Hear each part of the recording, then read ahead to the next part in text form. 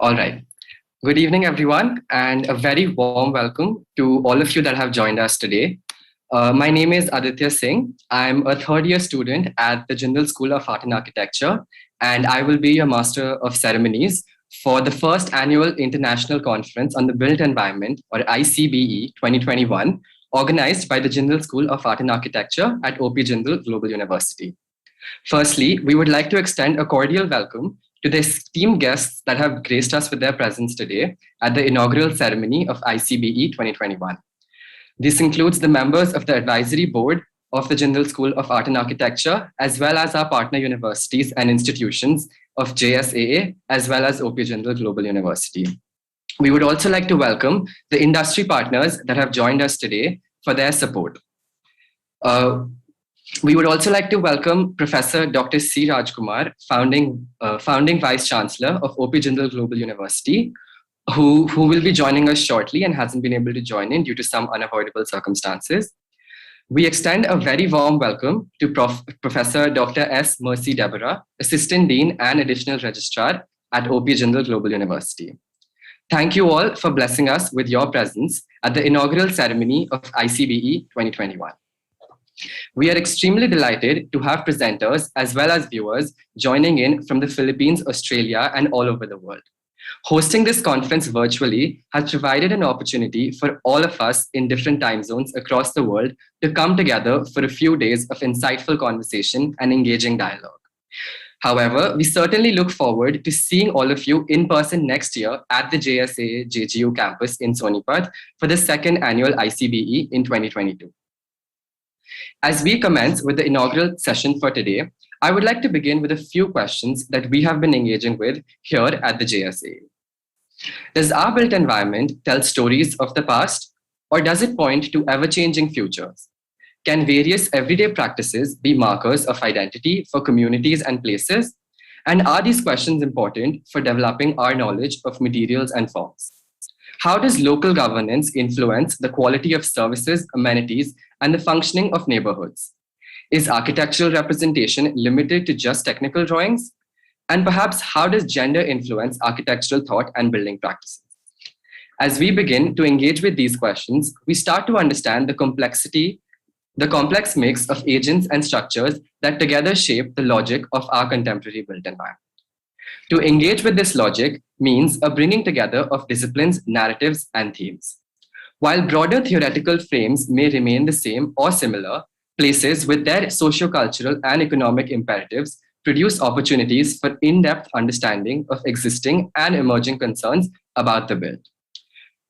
Hence, cross-disciplinary dialogues are important for unpacking practices related to themes such as representation, urban services and building practices, habitation and adaptive comfort, heritage, and many more.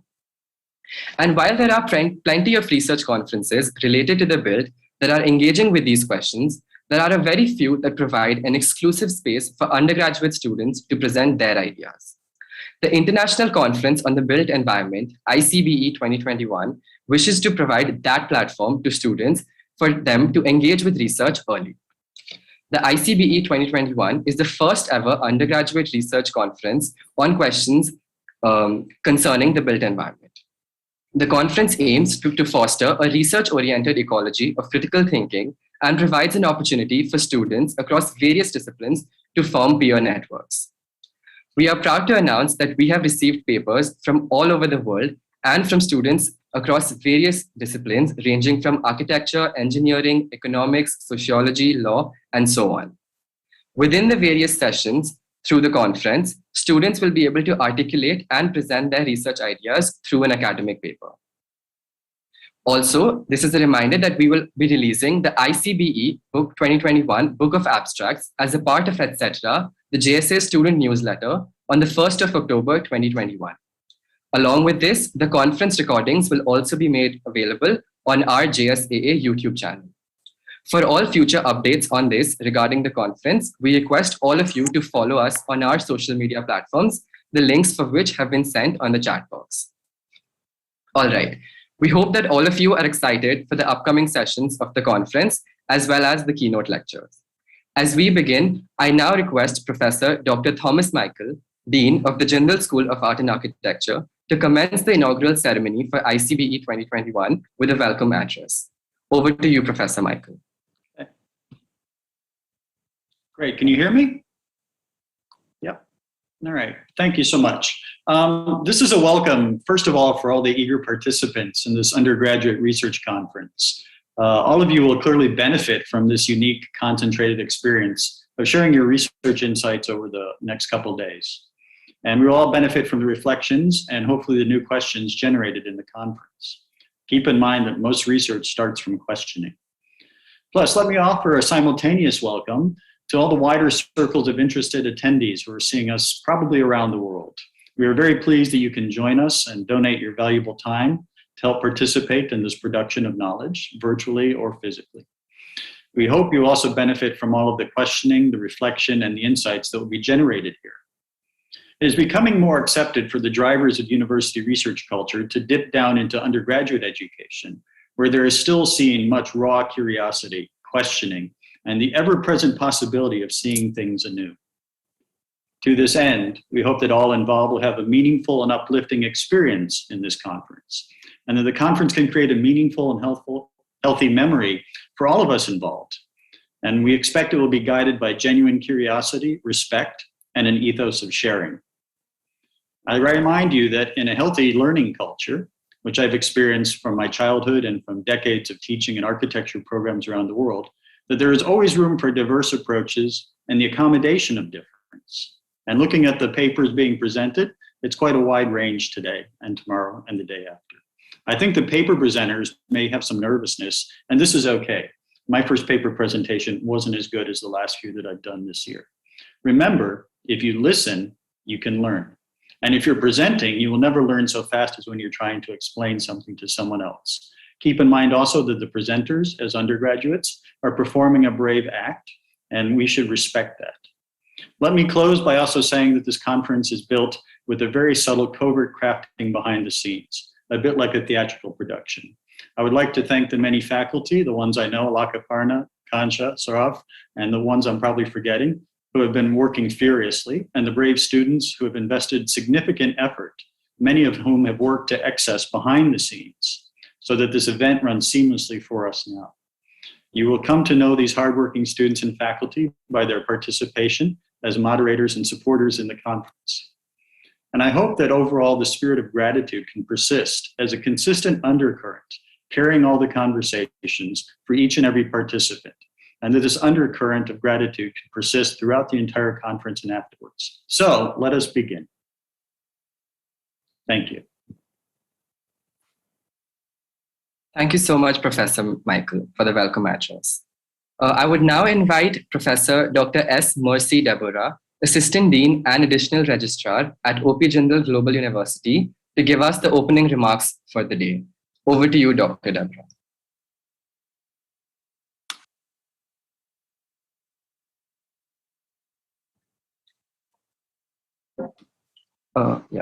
Yes.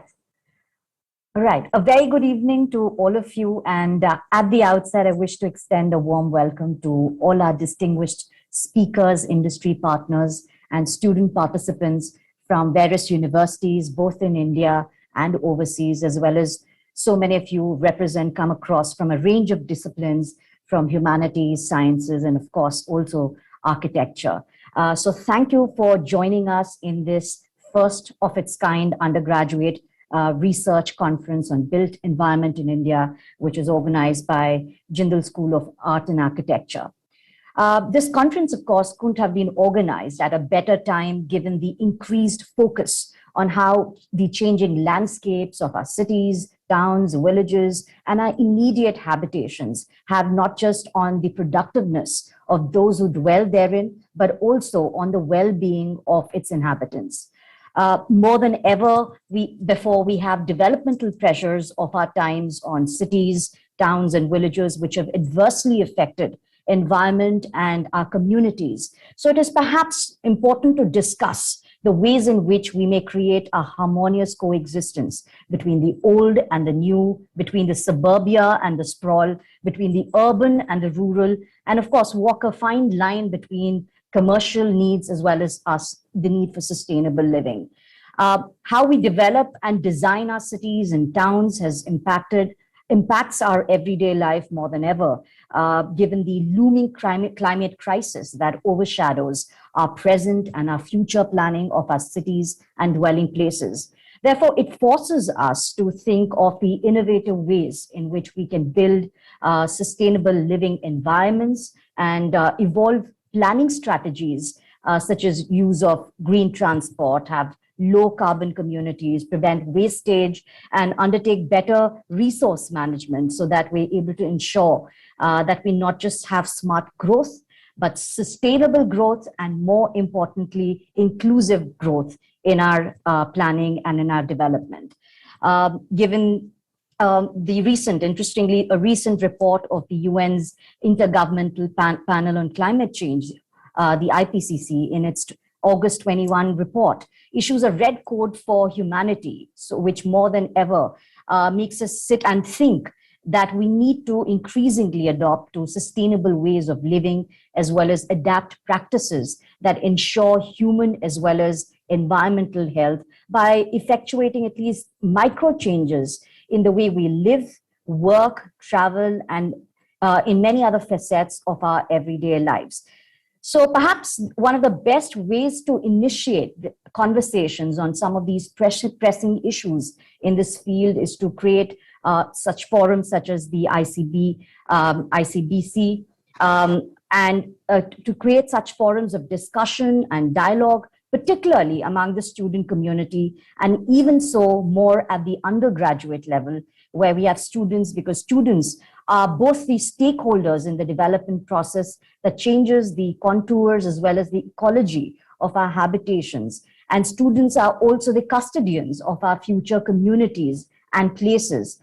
So it is better for us to have such forums and organize these discussion platforms, have these discussion platforms where students are able to discuss and deliberate on both the existing as well as emerging issues that plague this particular field.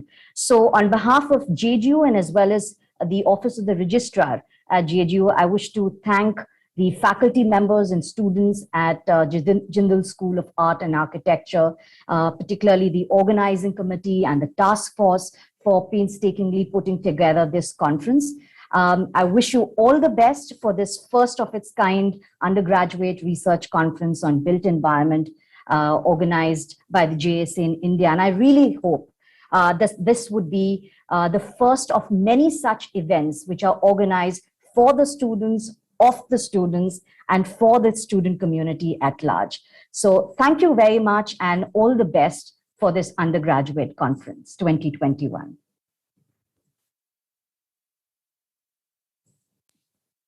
All right.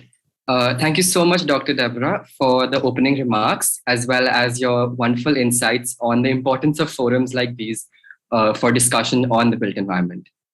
Before we move on to the next speaker, I would like to extend a very warm welcome to Professor Dr. Hilal Ahmed, who has joined us today. He will be presenting his keynote lecture later today as a part of the inaugural ceremony. I would also like to welcome Mr. Thomas Crowley, who has also joined us currently, who will be presenting the keynote lecture tomorrow after the 4 sessions that we have. Now, I would like to invite Professor Dr. Girish Agarwal, Vice Dean of Research at the Jindal School of Art and Architecture, to address us. Over to you, Professor Agarwal. Thank you, Aditya. Good evening, everyone. It's such a delight to see a large turnout on a Friday evening for the opening of this wonderful conference organized by our students. So welcome. Aditya asked me to talk a bit about research at JSA. That's a somewhat open-ended brief, which I have chosen to interpret as giving a quick overview of what we do in terms of research here at JSA. So at the Jindal School of Art and Architecture, we made a decision even before the school opened its doors to students that we are going to integrate research and teaching at the undergraduate level, right? Not just become a teaching and training college for a professional set of professional programs, but make sure that research was a part of how students learn right from the beginning.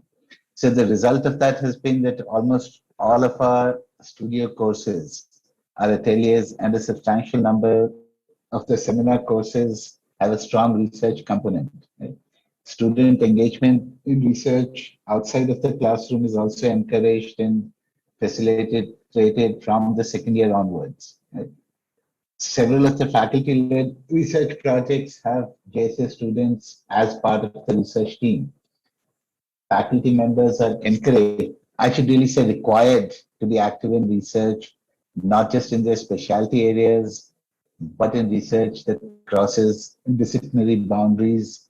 And in a sense, there's no limit to what people would do. Right? So the best way to understand that is, I'll just give you some examples of ongoing research projects at JSA. Right? We have one project which is a multi-city, multi-institution project doing air quality assessment in cities and towns across India. We have a project looking at menstrual health and its relationship with water, sanitation, and hygiene infrastructure, right? Particularly in education spaces. We have projects looking at pedestrian and non-motorized traffic safety. Another project which looks at artistic reconstruction of historic events. One on digital archiving of folk art forms. Right? Other people are doing projects looking at relationship between urban morphology and the heat island effect. Projects on developing and assessing revitalization strategies for old historic centers in countries of the South. Right? Another project looking at traditional board games of India. Right? One called The Magic Realist Lives of Kangra Artists. Right? Several projects centered around the use of AI and virtual reality applications for the built environment, including a couple of them which are international. Right? A project looking at sustainability from a socio-cultural perspective, which is called When Fictions Reveal Facts, Reconstructing Sustainability in the Global South with Literary and Socio-Cultural Narratives. Right? I can go on for a while just listing the names of active projects, right? But I think the ones I have listed give you an idea of the depth and breadth of research interests housed at JSA. Right? And most of these are projects that our undergrad students are actively engaged in. Right? Our faculty regularly publishes in top flight research journals. The number of publications in archival journals over the last 2 years, and here I'm in a sense counting only publications coming out of work done at JSA. Right? So we're doing about 10 a year. Hopefully in a couple of years, we'll be publishing 10 a month, if I may be so hopeful. Right?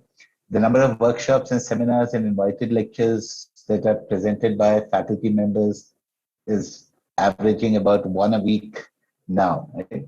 Our research funding now exceeds about 1.25 crore rupees, right? About a quarter of which is internal funding generously provided by JGU in its internal research programs. Right? All of this may not seem much in comparison with older established institutions, but keep in mind we are still young and quite small, but we are growing rapidly and adding to our research capabilities, right? Which also, from our pedagogical standpoint, automatically means that our undergraduate students in all of the programs on offer at JSA will also have a rich menu of research choices to choose from. Right? So finally, I cannot close my remarks without pointing out that our students also do independent research. Right? Currently, there are two groups of students engaged in research projects, right? which they were introduced by faculty, but basically what they're doing there is largely independent of any faculty intervention. The first is a program called Occupy Climate Change. This is a project based at the Swedish Royal Institute of Technology, better known as KTH. Here students imagine and write about future cities and the impact of climate change. Right? 4 of our students are actively a part of this project, and along with, I think, close to 100 students from around the globe, they're producing what is called an alternative atlas of cities. Right? Imagine cities of the future. They can be cities that exist, how they'll transform under various climate change scenarios or completely different urban structures. Second is a community research project in Kashmir on craft heritage, tradition, and built environment. This was something that one of our partners, Jugaru Polis, an organization based in Delhi, offers as a program that students get involved in. So the idea here, that what I'm trying to convey, is that all of our research, we do not do in general what is called theoretical research. Right? Our research is something that we hope impacts day-to-day life, and in the long term will have an effect on the built environment that we all occupy. Right? I can go on and on, but I guess in the interest of time, I'll just say welcome everyone, and I am confident that we will hear a lot of wonderful ideas over the next 2 years and produce at least 50 new researchers who 10 years from now, whose papers I'll be reading. So thank you and welcome everyone. Thanks, Aditya. Thank you so much, Professor Agarwal, for your insights on the importance of research here at JSA. Now, I would like to request Namrata Menon, President of the JSA Student Council, to welcome all the student presenters. Over to you, Namrata.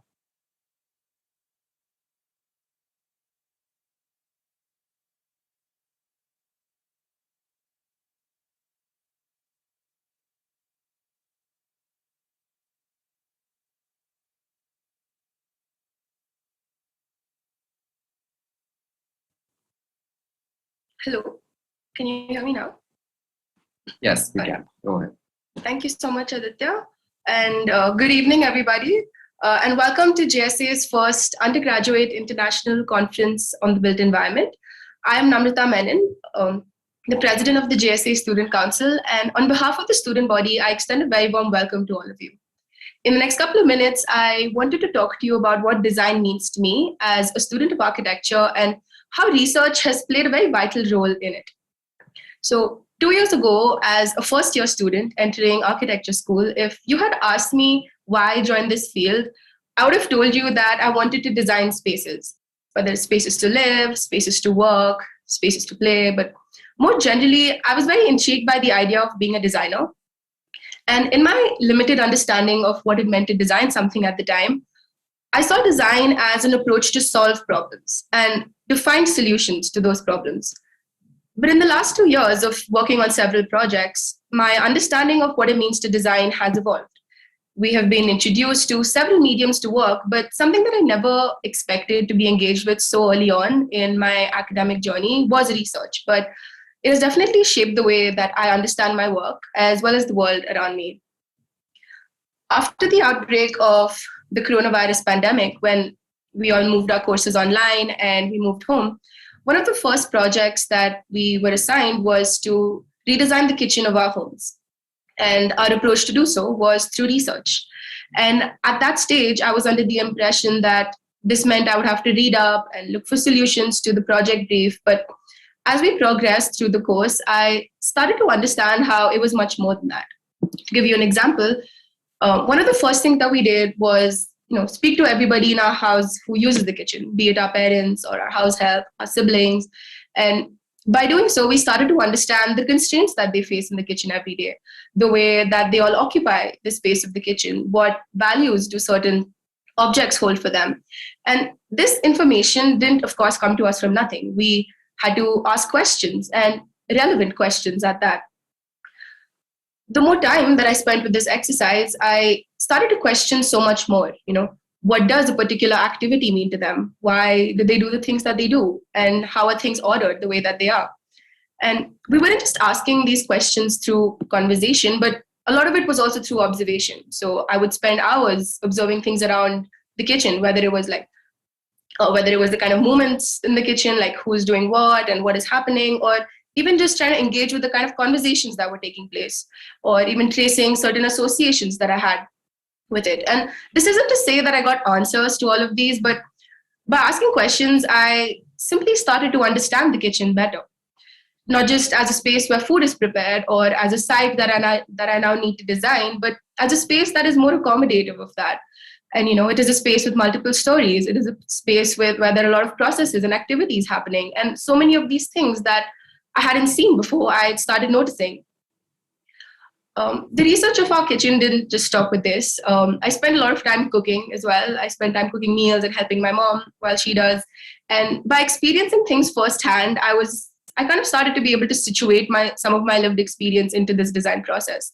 And we acquainted ourselves with a lot of readings, whether it was about the types of kitchens over the years, or we were reading ethnographies. We were trying to just gain perspectives from people across time, across the world. And it was at this stage that I realized that, the scope of research wasn't just limited to reading or finding information.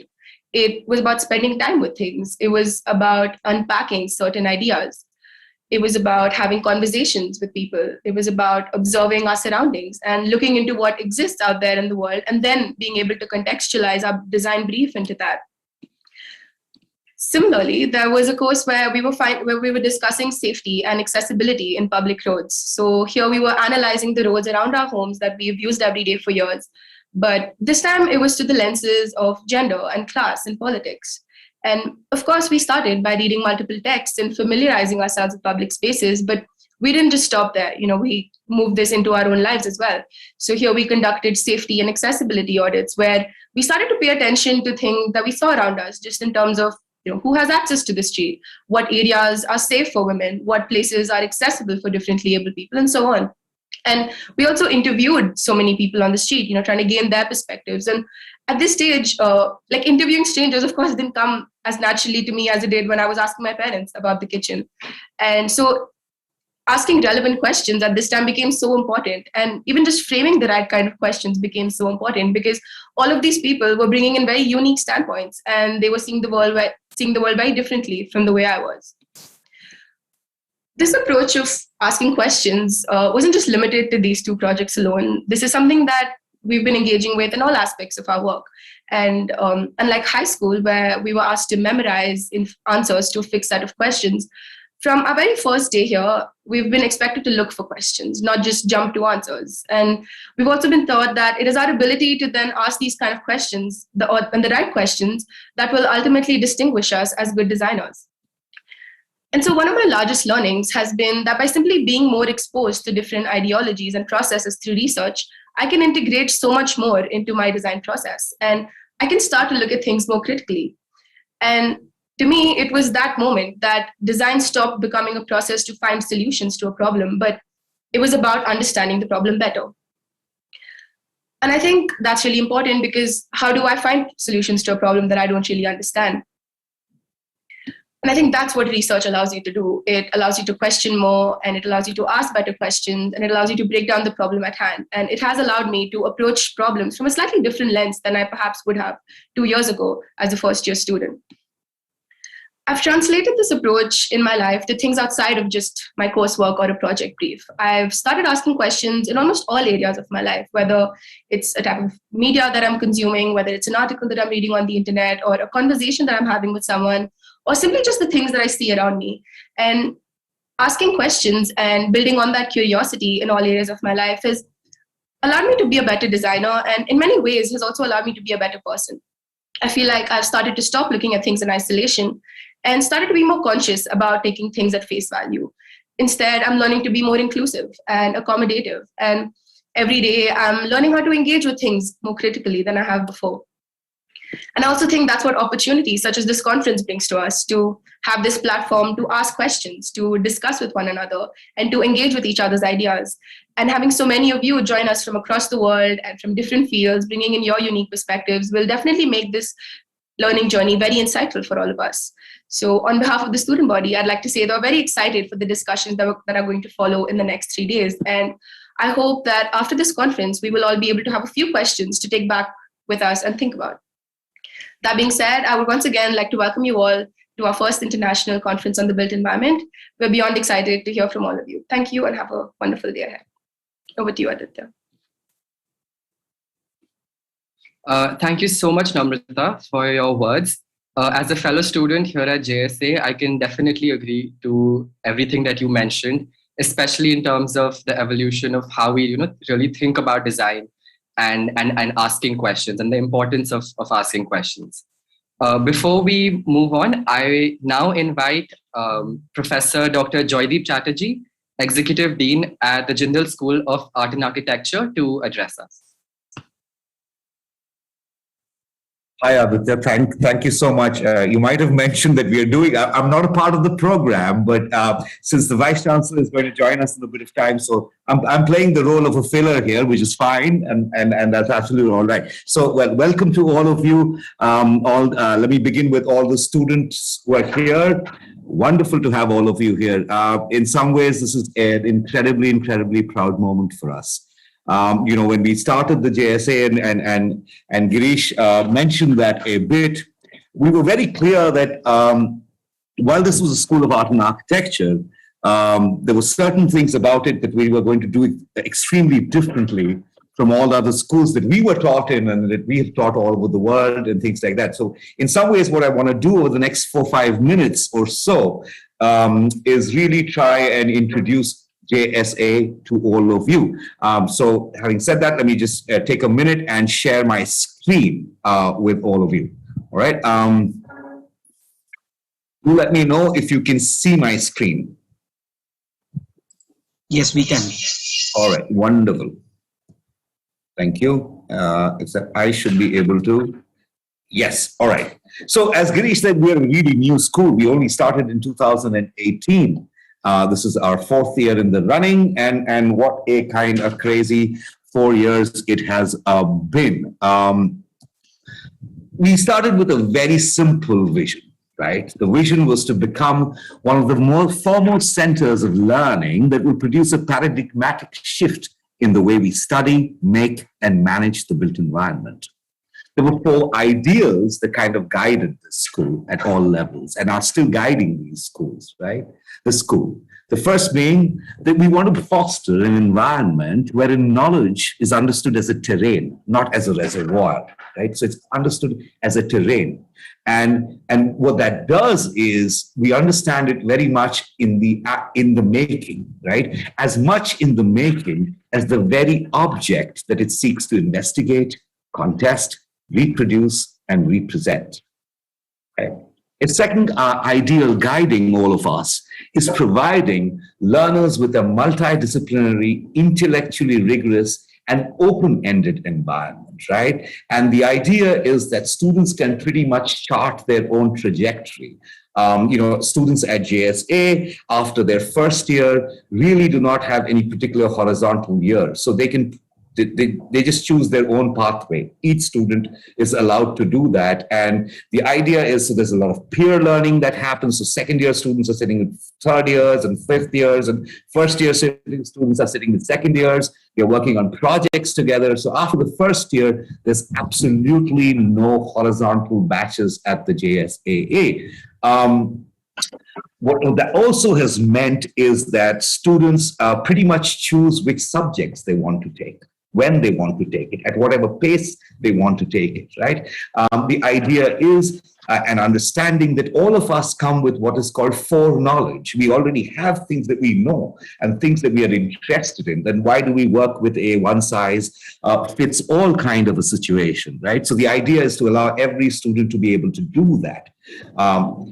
Thirdly, the idea was to go beyond binary modes of thinking, making, doing, being, right?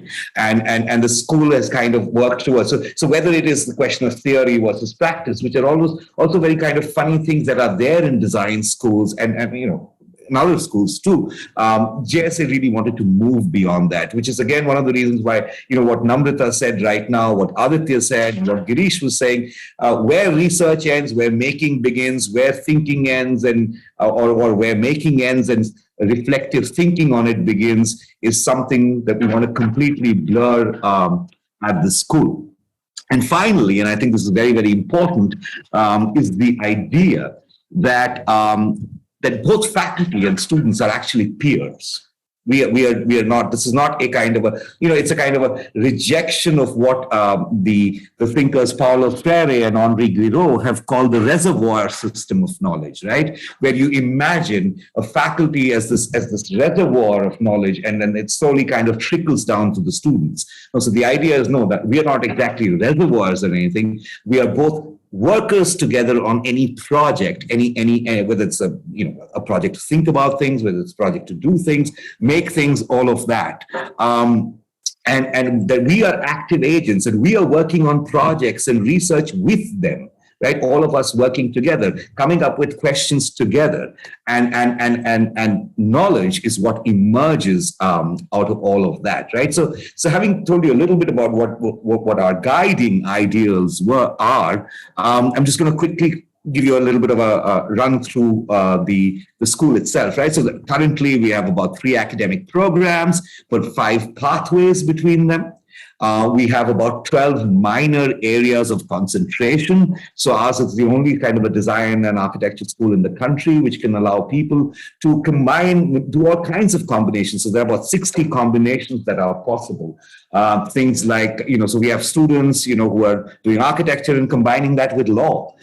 We have students who are working on, let's say interiors, combining that with communication, all kinds of possible combinations. And the idea is to really, and some of this idea comes from a very interesting book, written by Shoikot, where he notes that, the way future, the way ahead, for all of us is to become what he calls T-shaped graduates, right? The T-shape. And the idea being that the short arm of the T connects you to every discipline, and the long arm of the T is where you are kind of your major area of this. So this is something which is very, very important. A couple of things like something called live project-based learning that we have. So at JSAA, one of our guiding things is that the city, the built environment is our workshop.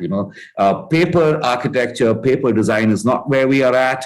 The idea is to do work with people, work with clients, work with everybody. So, you make a mistake, you do realize that there are real life consequences for things like that.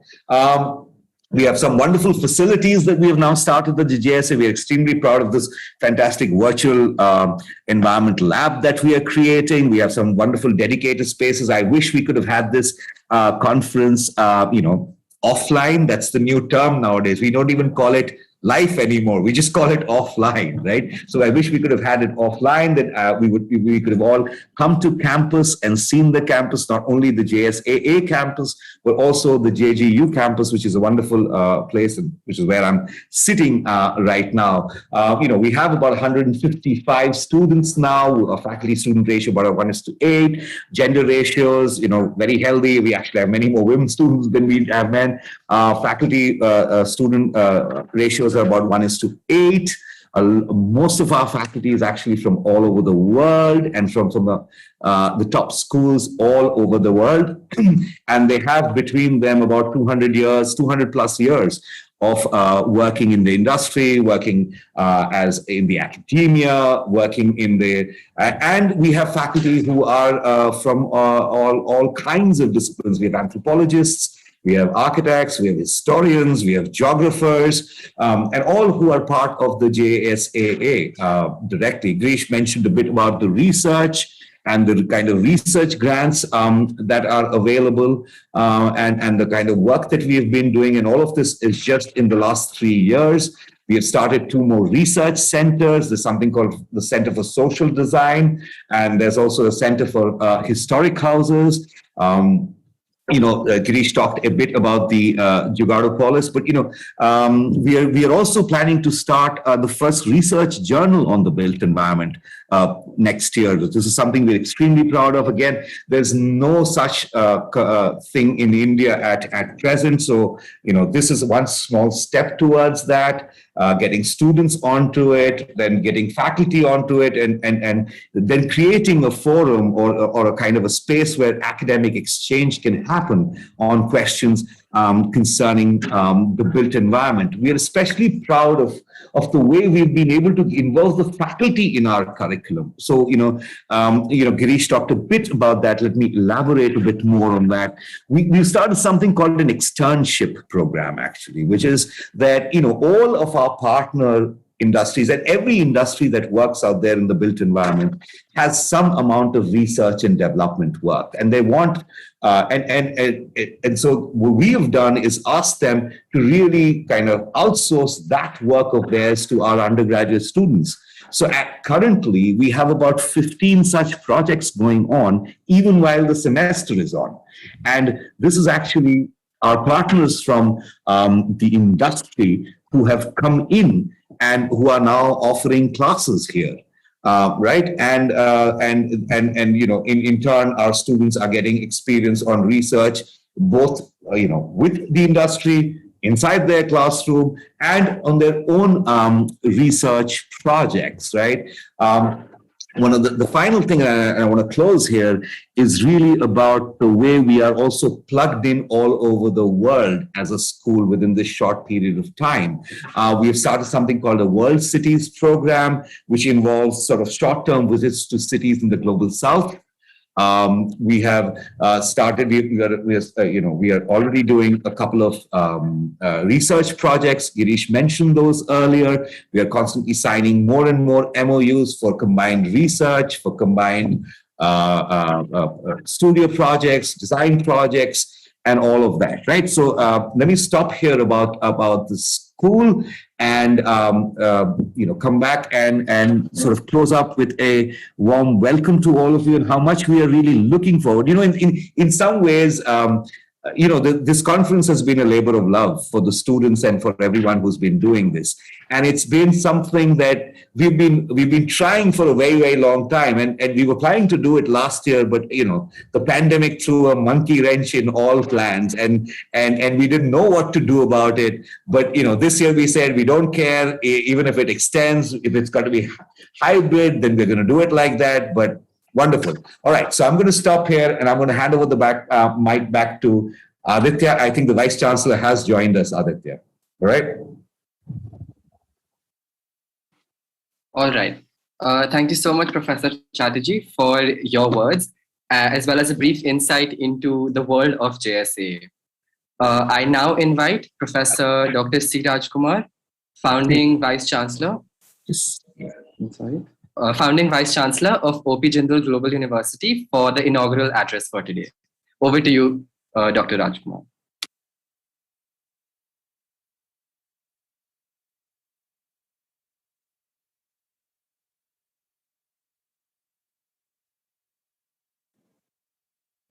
All right. Yes. Very good evening to all of you. First of all, my apologies that I couldn't join earlier. I would like to, at the outset, welcome all of you to this international conference on the built environment, organized by the Jindal School of Art and Architecture. It's also a very special moment when we are organizing this conference because it's a part of an undergraduate student research conference. It essentially recognizes the importance of undergraduate studies on the one hand, but also to have young people who are pursuing the study of art and architecture to immerse themselves on serious aspects of the study of the built environment in all its forms and manifestations. I'm very delighted that you have a fantastic program ahead. One of the things that I've learned by interacting with my colleagues in the School of Art and Architecture is that how much of effort is put into doing things in a particularly artistic manner, right from the design of the brochure to the design of the program and the kind of people who get involved. Everything reflects the highest degree of meticulousness, perfection. In many ways, you set such high standards for the university itself. For all the students of art and architecture who are here, I would like to say that I know, to begin with, you're all anxious about returning to campus. We are doing everything to create such an opportunity, and I can only hope that we will do this sooner than later. But on something even more important, I want to say that today, more than ever, all of us have been challenged to deal with the future. When I say to deal with the future, I mean that the pandemic has created a scenario whereby we should prepare ourselves for unpredictable events that are going to shape the future. And most of us are, unfortunately, organizations, institutions, countries, people, we are simply not prepared to deal with, new forms of eventualities that are going to come, and we need to be able to respond to it. So, speaking to the students of art and architecture, it's important for you to recognize how complex the world has become and the unique set of demands and expectations that are imposed on people like you who are going to be shaping the future.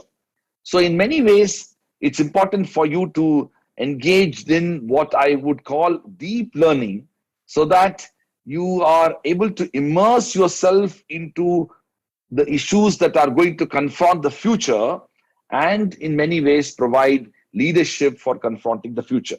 The obvious examples are what is going to happen with regard to the issues surrounding environment and climate change, to what extent the habitat and the 7.5 billion people which is rapidly expanding, how are we going to ensure that all of them have places to live? How are our cities and our rural and urban areas going to respond to migration? To what extent we need to address the challenges relating to water, sanitation, transportation, of course, power. A whole range of issues are going to be confronting us. And so in many ways, architecture students need to be able to not only, focus on buildings and the ability to build good buildings, but to ask a more fundamental questions as to what kind of buildings will define the future, what kind of habitat will define the future. And this is where an undergraduate research colloquium is going to be useful, because you are going to go deep into data analytics. You need to be able to look at trends across different time zones in terms of times, actually.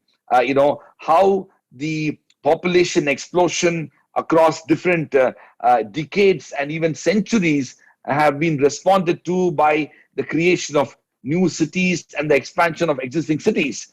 To what extent urban poverty and rural poverty are going to define the migration of people from one place to the other.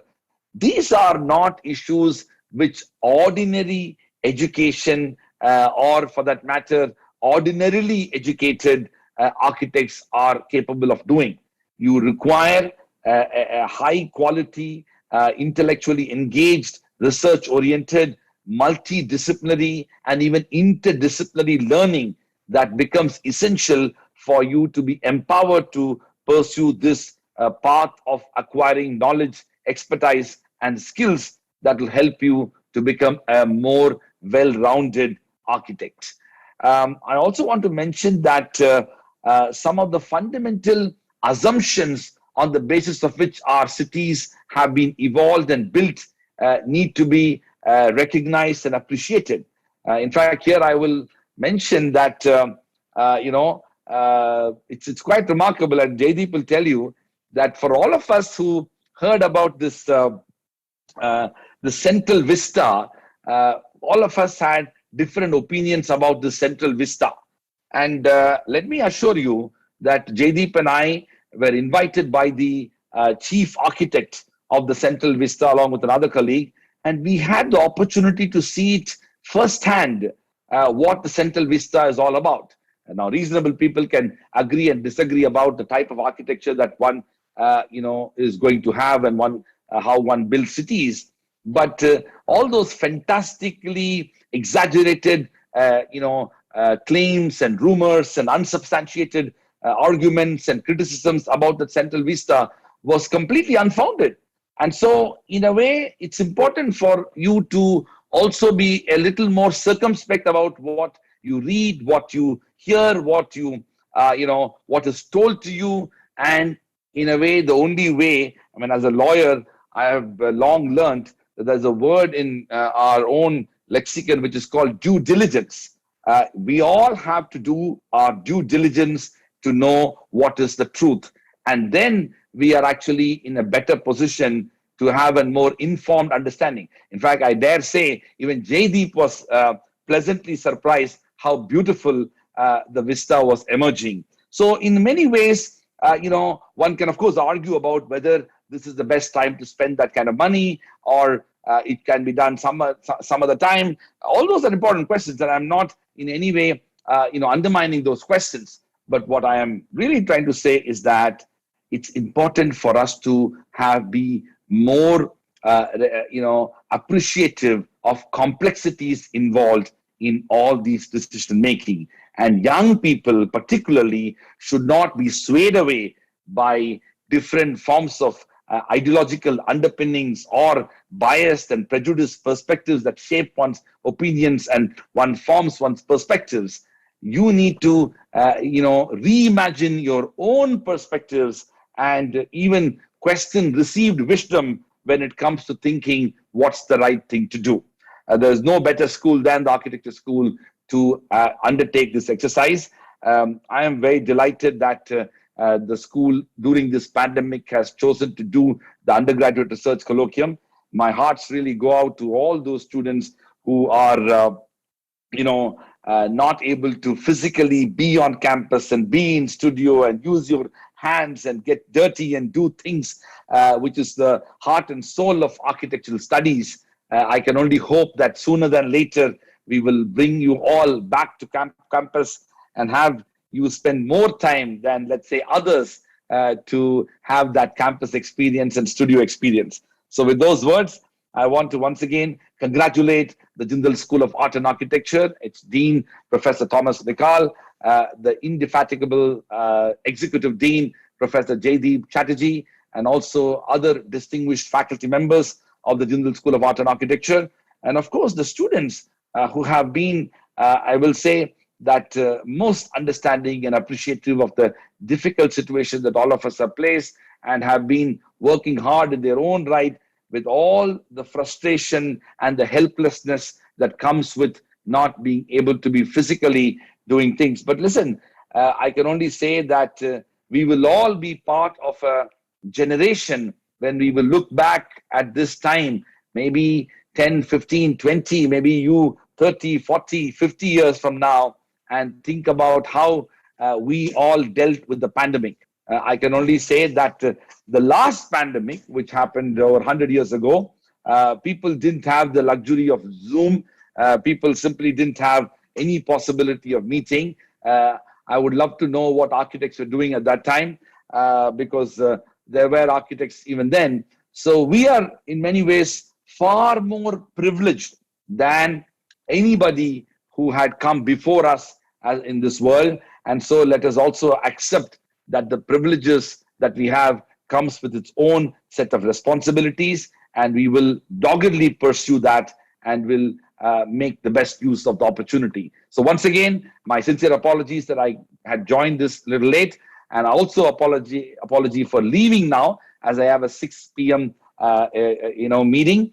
But it's such a pleasure to be here. I can't wait to see all of you on campus sooner than later. Thank you very much, Mercy, for being here and encouraging the School of Art and Architecture and the students and faculty. Thank you to all of you, and congratulations, and please make the best use of it. Thank you.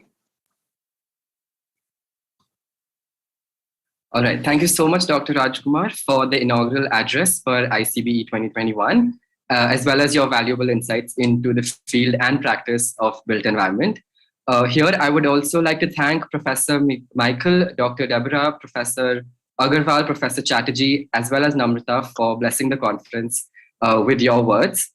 As we move ahead with the inaugural ceremony, we will now be taking a short 10-minute break and resume at 6:10 p.m. with the inaugural keynote lecture by Professor Dr. Hilal Ahmed. His talk is titled The Idea of Monument and the Process of Monumentalization. And it looks at the ways in which the modern idea of monument has evolved in colonial and post-colonial India, and explores the processes by which a historic building becomes a monument. Dr. Hilal Ahmed is an associate professor at the Center for the Study of Developing Societies in New Delhi, and primarily works on meanings and expressions of political Islam, politics of representation, and symbols in South Asia. We hope that you are all excited for this keynote lecture, and we will see you here again at 6:10 p.m. Thank you so much.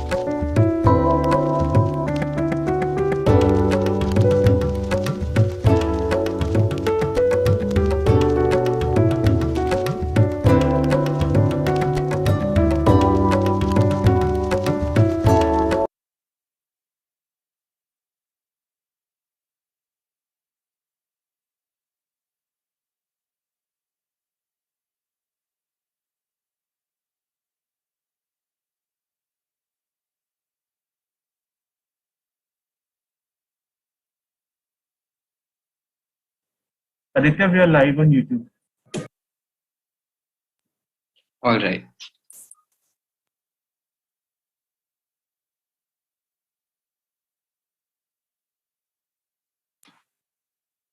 Good evening, everyone, and welcome back to the inaugural ceremony for ICBE 2021.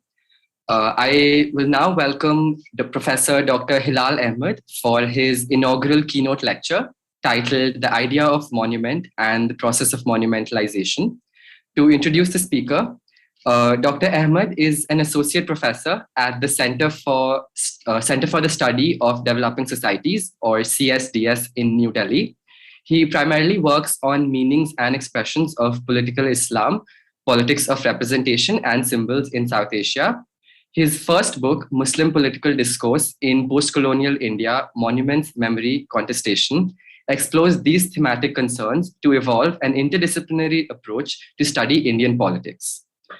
Following his lecture, we will have a short question and answer session with Dr. Ahmed, which will be moderated by Professor Saurav Banerjee from the Jindal School of Art and Architecture. To avoid any disturbance, we will enable the chat in the last 15 minutes of the talk for all of you to send in your questions. So please hold off on your questions until then. We will be taking in questions from the chat box on this Zoom link, as well as from the comment section on YouTube. I now invite Dr. Ahmed to deliver his keynote address. Over to you, Doctor. Thank you very much, Aditya, for this generous introduction. And I'm really thankful to GSA for giving me this opportunity to share my work with you. Though I always feel that I'm not the right person to deliver a keynote address, primarily because of the fact that I am not a geographer, I'm not an art historian, I am not a historian per se. I am not a student of architecture. Yet, I have a deep interest in what we call built environment. I am a political analyst, and this is an advantage of studying politics, that you develop some kind of reading between the line attitude. And this attitude always contributes significantly to make sense of things which we consider truthful or correct or absolute. So in this presentation, what I am going to do is to raise a few questions. I don't have answers to these questions. Rather, as Namrata said very rightly in the previous session, that we all should do bit of not merely reading, writing, etc., but also to think of the idea of research as a practice, as an everyday practice. And that everyday practice becomes very meaningful when think of something called built environment. And this is exactly what I am going to do. Secondly, and this is a simple clarification, that I don't think that there is something called a final truth. I have a few questions. I have tried to explore them the way in which I feel comfortable. But as a researcher, I would like to show you or share with you the kind of process by which I have come to certain conclusions. So therefore, what I request you to do, be critical, number one. And most importantly, not merely look at what I say, but also look at the sequence of my argument. So that sequentiality would encourage us to look at the ways in which certain meanings are drawn. I'm not saying, as I said, that this is the final comment, but I think because we all are students, and I'm really happy to amongst you, I also, because, you know, I'm basically a research professor. So we teach very occasionally. So therefore, I think it is always great to be in the company of young creative minds. So these are basically the opening statements which I would like to make. Now, what I'm going to do is to do two things. One is that I have made a film with a few friends on Qutub Minar. So I will show you two clips of that film. The film is called Qutub Ek Adhura Afsana, and it is available on YouTube. Second is that I would share with you my ongoing research on the idea of monument and what is called monumentalization. So these are, obviously, that what I'm going to do is to combine my lecture with two clips. So first clip I'll run shortly, and then later on, when I would like to make a few concluding remarks. So instead of me saying something, I would like to finish by showing you a small clip from the film. And I request all of you to please have a look at the film, because this is not a typical sort of documentary. I'm not doing any publicity of the film, but this is not a typical documentary. What I have tried to do in the film is to capture something called life. Usually built environment would become meaningful only if we capture life, and life can only be captured, in my view, through poetry. So therefore, when I stop, I would share with you the poetic expression through a few images, and then we'll have question answer session. So this is the format in which I'm going to present my work with you. So now I think I quickly show you the first part of the film, and then we'll move on to the to my presentation. Okay, so can you share the YouTube thing here now?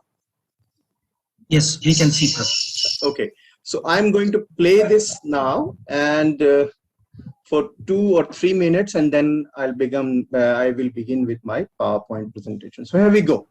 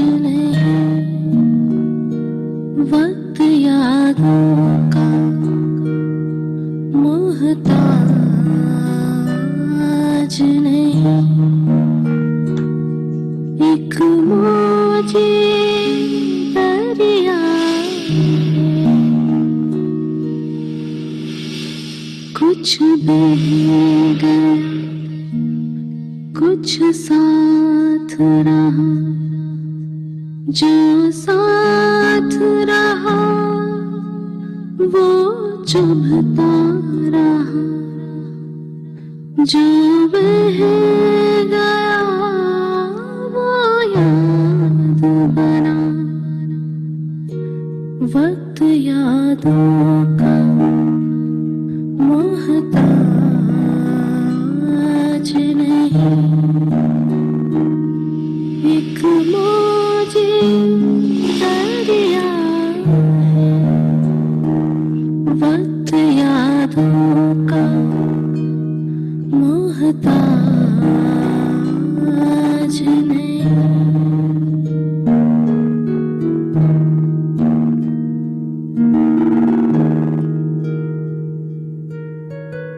कहते हैं तसव्वुर और हकीकत में फर्क होता है। तसव्वुर सिर्फ एक सोच है, यकीन नहीं। ऐसा होता तो वैसा होता, ऐसा हुआ तो यूं हुआ, और यूं हुआ तो क्यों हुआ। गालिब ने इस कश्मकश को कुछ इस तरह बयान किया है। हुई मुद्दत के गालिब मर गया, पर याद आता है वो हर एक बात पे यूं कहना कि यूं होता तो क्या होता। तो क्या तसव्वुर सिर्फ एक ख्याल है और हकीकत हकीकत नहीं, महज एक खास तरह का तसव्वुर है जिस पर हम सभी यकीन कर बैठे हैं। ये बोसीदा बेजुबान पत्थर जो खंडरात की शक्ल में तब्दील हो चुके हैं, शायद तसव्वुर और हकीकत की इसी जद्दोजहद के सबसे बड़े शिकार हैं। कुछ दानिशमंद इन मुर्दा पत्थरों को तारीख का गवाह बताते हैं और इनके जरिए तारीख का एक ऐसा आईना बनाना चाहते हैं जिसमें हम गुजरे वक्त की नुमाया तस्वीर देख सकें। कुछ ऐसे हमख्याल लोग भी हैं जो इन खंडहरों में अपनी जिंदगी के मसाइल का हल ढूंढते हैं। इन अकीदतमंदों के लिए ये खंडहर मुर्दा आसार कदीम नहीं, जिंदा रूहानी मरकज है जहां वक्त ठहरा नहीं है। और इन सब से परे तारीख के शहदाइयों का एक ऐसा तबका भी है जो इन खंडरात में हिंदू मुस्लिम माजी तलाश करता है। कौमों की तारीख, कौमों की विरासत के ये पैरोकार पत्थरों का मजहब तय करना चाहते हैं। गोया हर गुंबद मुसलमान है और हर मूरत Hindu.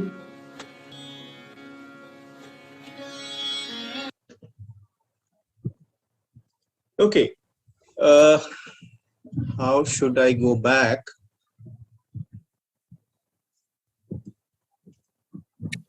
Yeah, okay, yeah, I can see that. So, should I stop sharing? Yes, that is the way you will come back to the main. Okay, yeah.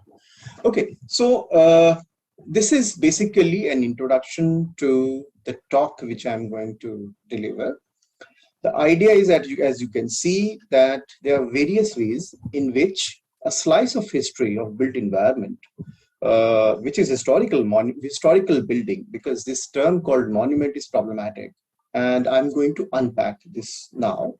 So it was just to give you a sense that when we say a historic building or a monument, this is not as simple as we think, because there are multiple ways in which these things can be interpreted, practiced, and obviously politically used. So I'll come to these aspects later. Let me just share with you my PowerPoint. So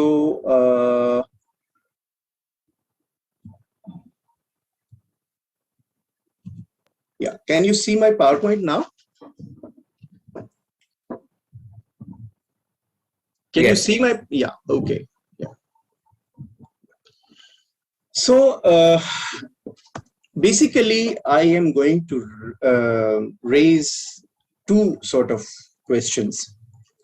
The first questions are of conceptual kind. As I said, that I am interested to revisit the idea of a monument and what is the process of monumentalization. And my second objective, which is related to that, is to understand what we usually call heritage. Remember that city like Delhi and perhaps many of the old cities in India has got a very important component of built environment, and that this is called historic building. So how should we make sense of them?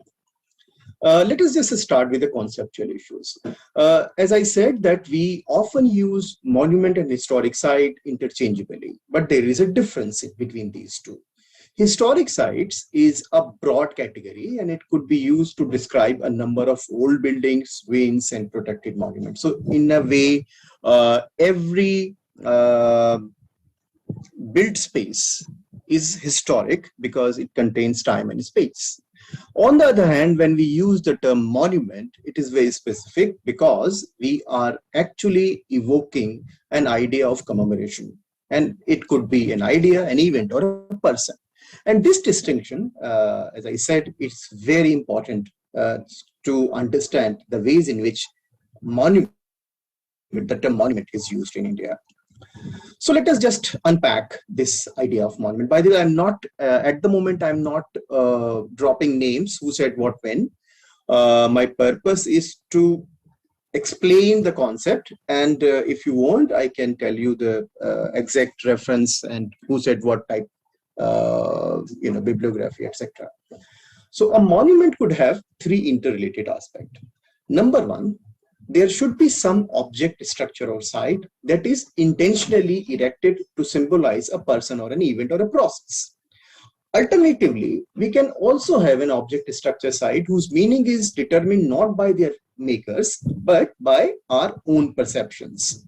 So in a broader sense, we could have an intentional monument, meaning a building is intentionally built to commemorate an idea. Second is a building is old and we also attach certain meanings to that building. In that sense, it can also be called monument because we are actually imposing certain meaning on it. So it would become unintentional monument. In the language of heritage, we could say that there could be intentional monument and unintentional monument. In India, we have mainly the unintentional monument because the modern idea of monument was initially introduced by the British, and later on we continued to use it even without critically thinking of the ways in which we use the monument in our different philosophical traditions. So I'll come back to this point later. The second important component of a monument is that there should be some idea or a story that has to be remembered and commemorated through this site, structure, and object.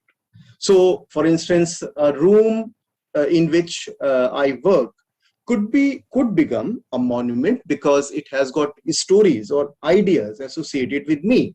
So therefore, it can be called a monument for me. But the third important aspect is a mode of commemoration, the ways in which a site and a structure is commemorated. How should we evoke that idea again and again? And then remember, through that process, remember the story that is associated with that.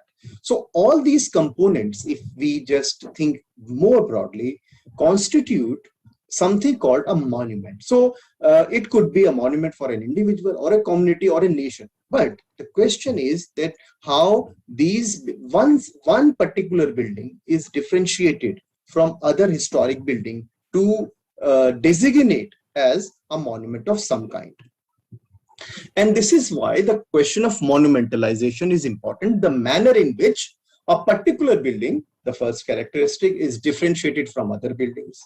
Second is its physical characteristics are identified as symbols. Third is that its architectural properties and attributes are measured. Fourth is that certain historical and artistic values of the building are determined, its history is traced, and finally it is preserved as a heritage of a nation, community, or people. So in a sense, monumentalization also evokes certain kind of transformation, meaning that one set of buildings are different from the other set of building because they have got certain values. And because we recognize these values, this transformation is crucial because this transformation in more broader sense is a transformation in a collective sense. As I said that my room could be a monument for me or my family, but when it comes to other people, those who are not associated with me or my family, this broader idea, this larger collective entity called monumentalization would find a different historical and sociological overtone. So this is what I call monumentalization. You have got historic building, monument has got three components, and the process by one historic building is converted into a monument may be called or process of monumentalization. In India, I won't take much of your time discussing what really happened in 18th and 19th century when British came. The most important aspect of British imagination was, and here I differ from those who see political project in intellectual life of colonial history writing. I do agree that most of the colonial history writing were somewhere or the other associated with the political project of the colonial state before 1857 and after 1857. But at the same time, we also have to look at the imagination of the past. Because when British came to India, the company rule, they had very different imagination of the past. They were the product of enlightenment, and they wanted to see the world through the prism of their European eyes.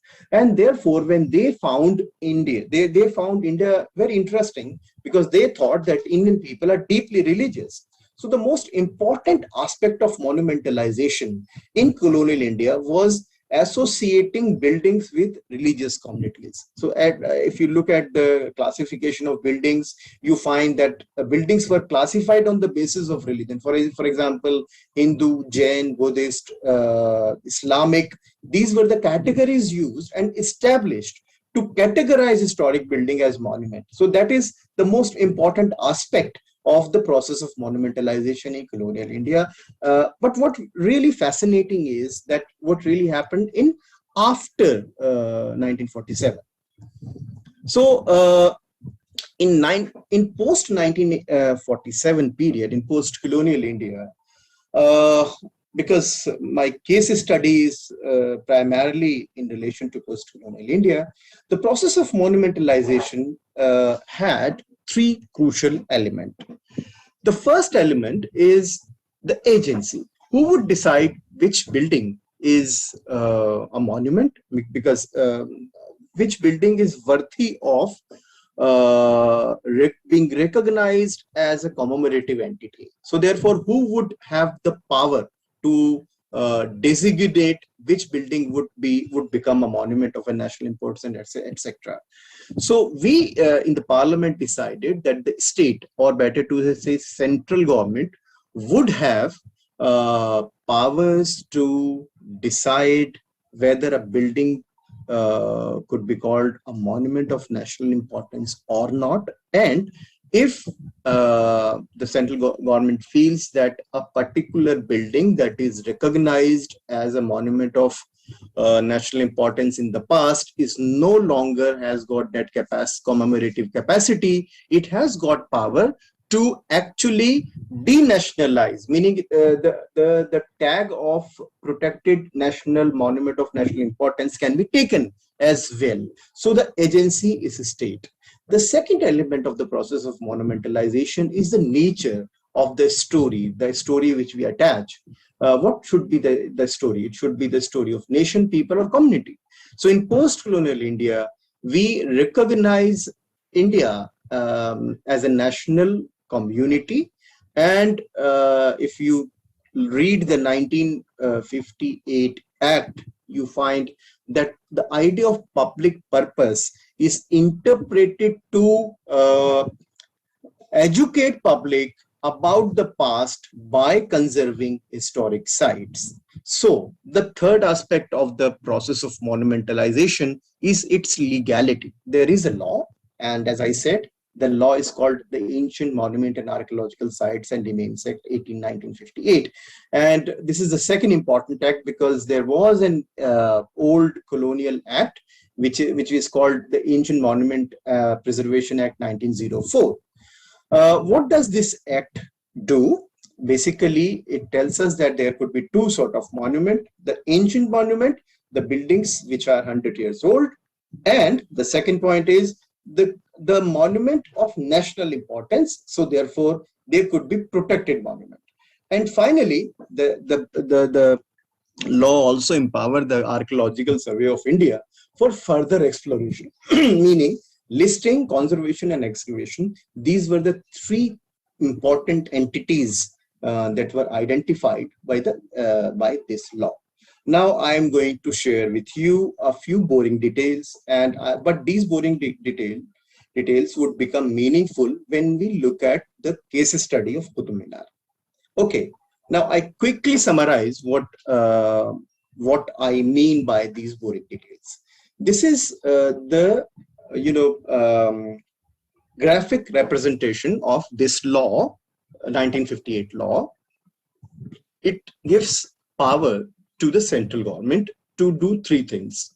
One is that a particular building can be recognized as monument of national importance. The state government are also empowered to identify monument of state importance.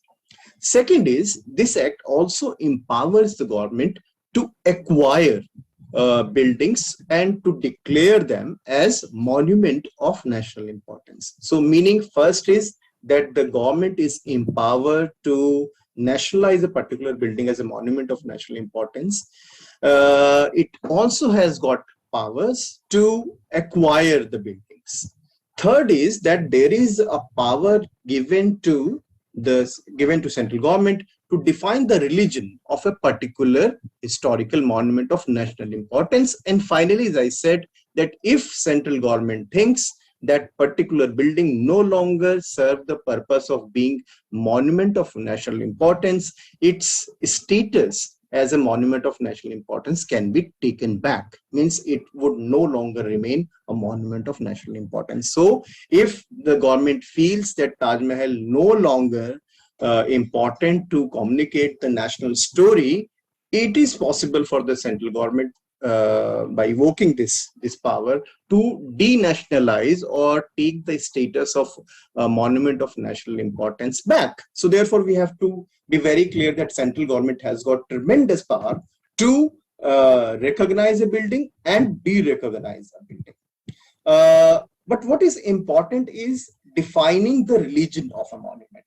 Remember that this there are certain by rules, and it says that when a particular building is, the process is like this, that a particular building, remember that in India, it is very difficult to think of a building that is not associated with any kind of religious, any kind of religious worldview.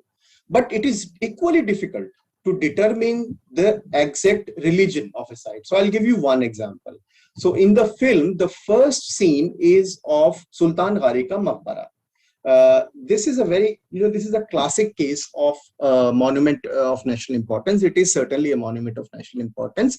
But on the day of notification, when this building was converted into a monument or protected monument, there was a kind of, there is a grave of Sultan in the basement of the building. So people were offering diyas to that site. So the registered religious practice associated with this Sultan Ghari ka Maqbara is to offer diyas on every Thursday. But there is also a mosque which is on upper side of the building. But the local communities are not allowed to offer anything, meaning any sort of namaz in this mosque, because that is not registered. So as I said, that it is very difficult to determine the exact nature of religiosity of a building. So I'll come back to this point later. But there are certain critical questions. So the first, let me ask three critical questions, and then we'll move to our case study, Qutub Minar. The first question is, can the state acquire any functional religious site by evoking these powers? Yes, because national importance is a public purpose. So therefore, if a state decides to acquire any building that is 100 years old, it could be converted into monument of national importance or a state importance. Now, the unresolved issue is, what if the state acquires a religious place of worship, what will happen to religious rituals which were going on inside it. Suppose if Akshardham temple after 100 years is acquired by the government saying that it's a monument of national importance. That is perfectly possible by evoking 1958 Act. But the unresolved issue would be that what will happen to the religious ritual going on inside that very building. So there is this is an unclear issue, and this is a gray area where most of the politics of historical monuments is played out. Now the second question is, suppose a state acquires a building that is non-functional, but it looks like a religious place of worship. For example, abandoned temple, abandoned mosque, etc. So the law says the building would be treated as a dead monument.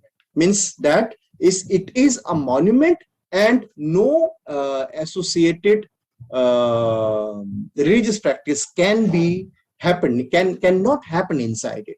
Now the question is, what will happen to its religious status? Suppose it is a temple, can we say that it will not remain a temple if it is acquired by the state? So this is, again, we don't have any legal answer to respond to that. Now the final question is, suppose a state acquires a place of worship, converted into a protected monument where certain kind of religious activities are going on. So how would the state manage those activities? So the law says that those ritual or activities which were being practiced on the very date of notification will be allowed, as I said, in case of Sultan Ghari Maqbara. But the question is, can the date of notification be treated as the ultimate criteria to determine the religious character of a monument? Now, these are complicated issues. I'm just raising them, flagging them at the moment. We'll come back to this question later, because this is not the purpose at the moment. I just wanted to problematize the concept of monument and the critical question associated with that. So the term monument is very, very problematic, and it is full of contradiction and gray legal areas. Now, quickly go back to the site, Qutub Minar. As you can see that it is basically, there is a lot of literature on this building. Shall we call it Tar? It is independent of a mosque because there is a mosque inside it, which is a protected historical monument. But because on the day of notification, nothing was happening, so no one is allowed to offer namaz or do puja inside this. Now, the question is how this particular building in post-colonial India in now 2021 is introduced to us. This is also a very beautiful picture of Qutub Minar. This is an aerial view. But what I would like you to remember, that this is Minar. You can see that this is Minar. Minar means star.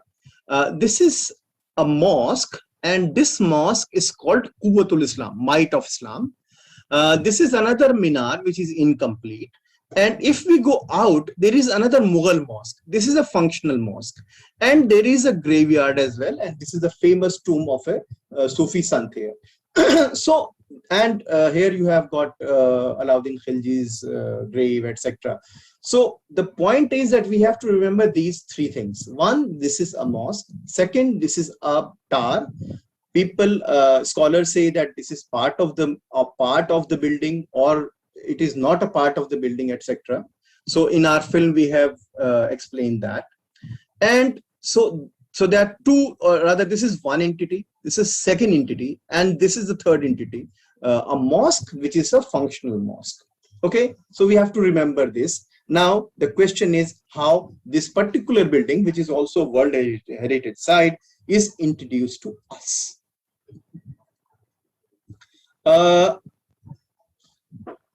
I request you to, whenever you go to Qutub Minar, read these two introductory histories. One is in Hindi and second one is English. Now, Hindi one says something very interesting. So I'll read in Hindi and English, and I would like you to remember the difference, because usually we have got Hindi translation given in English or English translation given in English. So first, let us look at the English one and how Hindi translation is given. It says the name of the building is Quwwatul Islam. Quwwat means power, Islam is religion, Masjid is masjid, meaning the might of Islam mosque. So it says that known, and this is by the ASI, Archaeological Survey of India History, it says known as the Quwwatul Islam, Might of Islam Masjid. It is the largest extant mosque in India. It consists of, then there is a interesting debate, interesting way of giving technical details.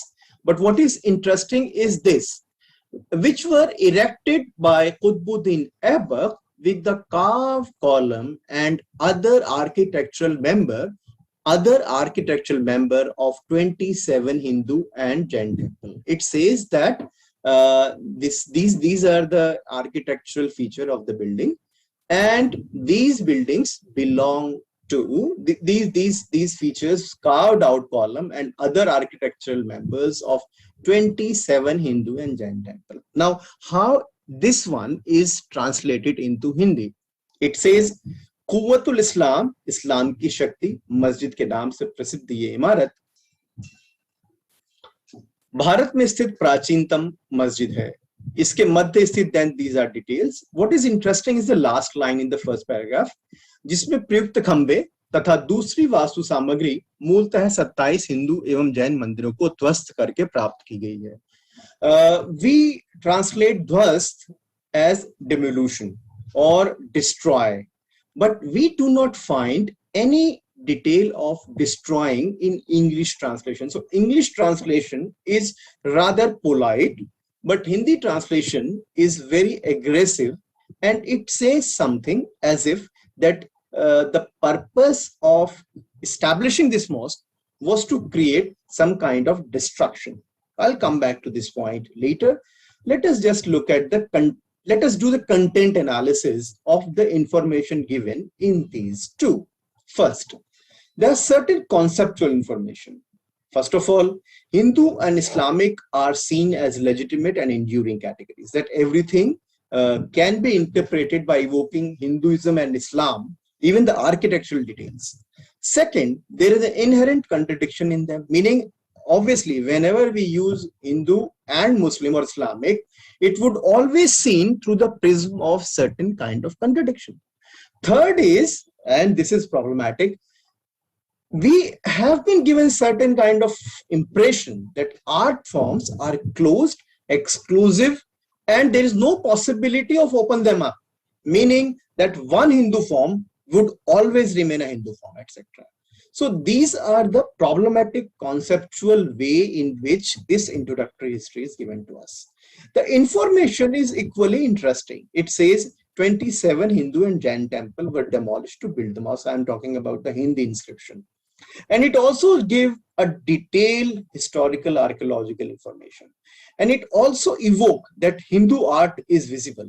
So it is very difficult for an art historian to designate a form of art to a specific religion or religious belief, religious tradition, etc. But in this case, remember that we are not going to, people would not go back, open their history book or come to listen to my lecture to make sense of these. These are basically the popular history. This is the way in which we are told about the historically built environment in our cities. Now, what is the nature of this introductory history? It says something like continuity of Islamic iconoclasm. It says Hindu marginalization.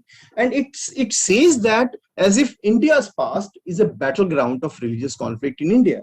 Remember that this is actually the way in which colonialism conceptualized Indian past. Some way or the other, we are following the same trend.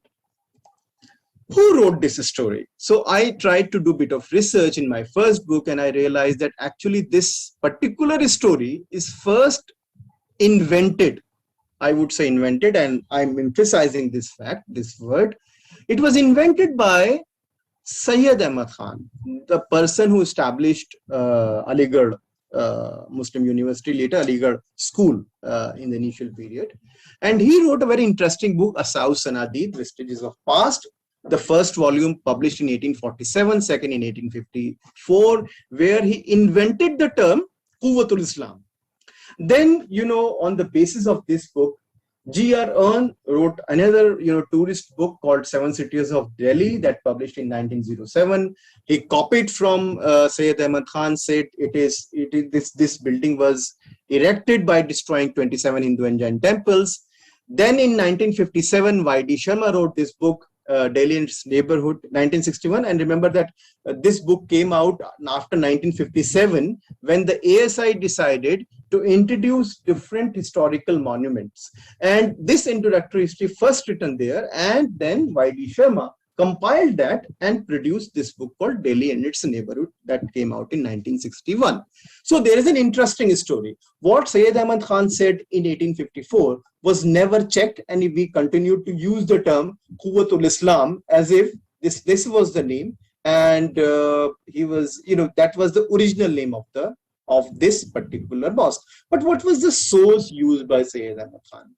This is a Persian inscription which he used in his book. What is interesting, if you just read this inscription, that is, this is the inscription, it says something very interesting. And this is the English translation of this. It says that this fort, remember, no, not temple, the emphasis is on the fort. This fort was conquered, and this Masjid Jami means a big mosque, Masjid means mosque, was built in this year by Amir, the great and glorious commander of army, Qutbud Dawlatuddin, meaning Qutbuddin Aibak. The material of 27 Butkada, the erection, each of which 2 lakh delivals had been spent, were used in the construction of this mosque. And then may Allah, the great, glorious, have mercy on him, etc. So there are actually a few interesting details in this original inscription of the mosque. It says there are 3 concepts which are used in this inscription. It says Butkada, place where the idols are kept, not temple, conquest of the fort, and construction of the mosque. These are the 3 concepts which are used. Information is this: 27 Butkadas were used. Obviously, they were destroyed. And the cost of each was 2 lakh delivals. Delivals means it is a kind of rupees. It is kind of a money that was spent on this. Now, it actually raises 2 questions. Why is there no mention of religion? Why term Hindu is not evoked? Why kafir word is not evoked? Why the religion of those temples were destroyed, not evoked? Second is, why is this not called Quwwatul Islam? Why it is called Masjidul Jami? I don't have any answer. As I said, that I'm not a historian. This is what I gathered. And then I thought that why I'm interested in, because I'm not interested in who said what when. I'm interested in the stories, how these stories are coming to us, and how should we read between the lines. So very recently, Richard Eaton and Philip Wegener produced a very interesting book. It's called Power Memory Architecture, in which they argue that actually responses to built environment in medieval India were of 5 types. First, non-interventionist. Second, patronage. Muhammad bin Tughlaq supported a Shiva temple near Kalyan. Complete demolition. Temples were certainly destroyed. And redefinition of entire building with slight modification to make a religious place of worship. This is what we find in Hampi. And reassemblage or regrouping of architectural remains like Qutub.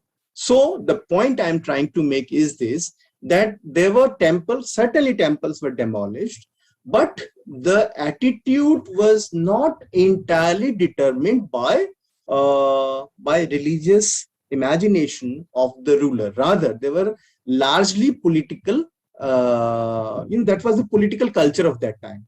When I say political culture of that time, I also find an interesting Chalukya text, Mansola. This is attributed to Somshavana III, 14th century text, and it says this: the enemy's capital city should be, there is a Brahmin who is suggesting the ruler to do this. The enemy's capital city should be burned, the palace of the king, beautiful buildings, palaces of princes, ministers, and high-ranking officers, temples, street with shops, horse, and elephant stables. Meaning that desecration of religious places of worship was some kind of a political culture, meaning you have to establish the fact that your God is more powerful than the God of a person who was ruling before you. So therefore, we have to see this in the larger political universe of that time. As I said, I am not a historian. I am interested the way in which these information are coming to us. So Muhammad Ghori, who is actually known as the person who destroyed many temples, these are the coins which he issued, and one can see the image of goddess Lakshmi on that. These are Muhammad Ghori's coin. Again, you can see that Nagari is also written. So, what was the religion? What was the religion at that time? What sort of Islam? Let me just quickly go back. Yeah. So Muhammad Ghori. So let me come back to the idea of religion, because the way in which introductory histories are introduced to us, based on the conception that a religion such as Hinduism and Islam would always remain fixed. Now, let me just imagine a situation, say in 13th or 14th century, there was no translation of Quran available.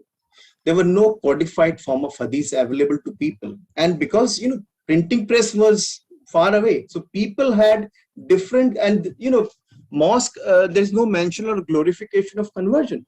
Mosque having idols were acceptable. Look at this artistic expression. So the point I'm trying to make is that something called religion, the way we understand today, was very different at that point of time. So thinking of politics and religion from our context and then using them to construct a kind of a homogeneous form of template to understand the past as well as the contemporary movement, I would say it's quite misleading and problematic. So let us look at this artistic expression made by Vikram Nayak, in which he is actually just imagining the 15th century people, 15th century Muslims. They know that these idols are there, but they are offering namaz inside it. So the imagination we have that offering namaz in a place which has got certain kind of idols are unacceptable is not the case at that point of time. I won't go into that, but the question is, what should we do? So instead of giving you any concrete answer, the process of monumentalization required the way in which people actually commemorate, do commemorative practices. What is people's meaning of these buildings? And this is precisely what we decided to do in the film. So now I'm going to share with you the final clip of the film, and then we'll do a bit of question answers. So I stop share here, and I have to again share my screen. Okay. Yeah. Professor, please enable the sound. Okay, sure. Yeah.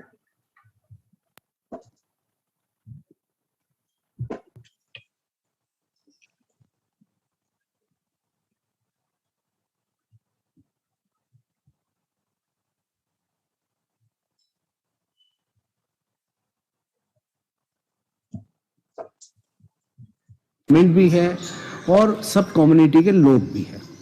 इमारतें मोहब्बत करना, मोहब्बत के लिए बाहें खोल देना और मोहब्बत के जज्बे को अमर कर देना भी जानती हैं। हर इंसान जो इश्क करता है वो मानता है कि उसका इश्क अमर है, वो मर नहीं सकता, ठीक है, वो मानना चाहता है, खाम ख्याली हो लेकिन वो मानता है, उस अमरता की वो निशानी छोड़ना चाहता है।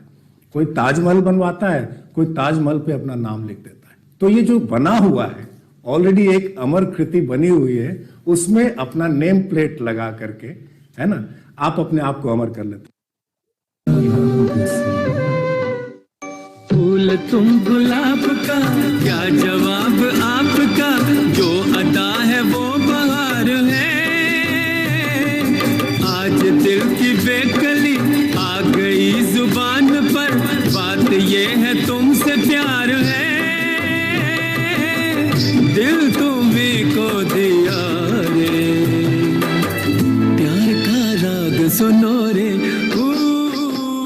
दिल का। कुतुब मीनार हो या इस तरह की कोई भी स्मारक हो, वो बुलाते हैं अपनी तरफ, हम उनकी तरफ जाते हैं, उनका एक आकर्षण है, उनका स्थापत्य है, क्योंकि वो रोजमर्रा की चीज़ें नहीं हैं, वो अलग से खड़े हैं, यही उनकी खासियत है। दूसरी तरफ वहाँ जा करके ये इतना सीधा खेल नहीं होता कि हम सब एक कुतुब मीनार देख करके लौटते हैं, शायद हम सब अलग अलग कुतुब मीनार देख करके लौटते हैं। कुतुब दरअसल एक ऐसा अधूरा अफसाना है जिसके अधूरेपन में ही वक्त के ढेरों मायने छिपे हैं। वाकई तसव्वुर और हकीकत का फर्क बेहद पेचीदा है।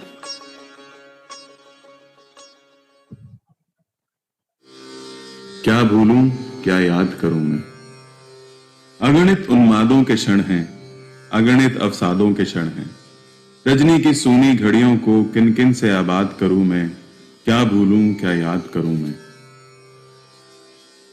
दोनों करके पछताता हूं, सोच नहीं पर पाता हूं, सुधियों के बंधन से कैसे अपने को आजाद करूं मैं, क्या भूलूं क्या याद करूं मैं, क्या भूलूं क्या याद करूं मैं, क्या भूलूं क्या याद करूं मैं।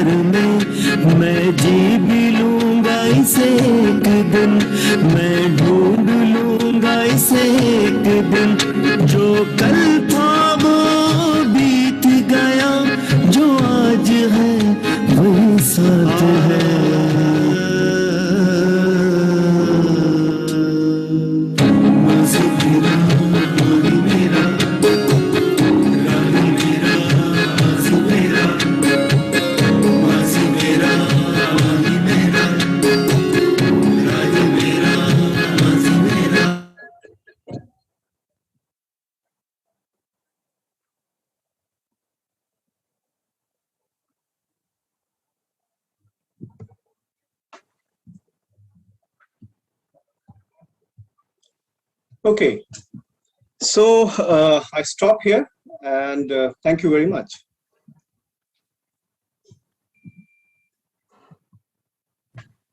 Thank you so much, Professor Ahmed. That was such a fascinating lecture, I must say. You actually decoded a lot of ideas for us in a very small amount of time. You have succinctly captured the role of buildings in the production of memories and political ideologies, of course, touched on that bit, and also opened up this discourse of an unfinished idea of a building that might evoke certain perceptions leading to the creation of a monument, like in the case of Qutub that you talked about. And I feel that your presentation must have evoked many questions in the minds of our viewers as well. I can see 2 questions already for you. I would read them out. For everyone, please type in your questions in the chat panel so that I can read out those for Professor Ahmed. The first question that I have is from Abu Talha Faruqi.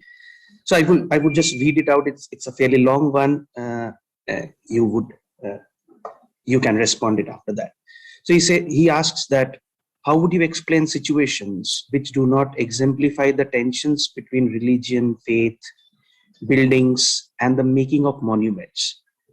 And he takes the specific example of the Deoband school. And he says that it has dominated the Indian subcontinental religious thought of Muslims, primarily because of intellectual rigor, diversity, and depth. But in its journey of growth and influence, buildings and monuments were never the sites of power in that school of thought. It only had knowledge as its power.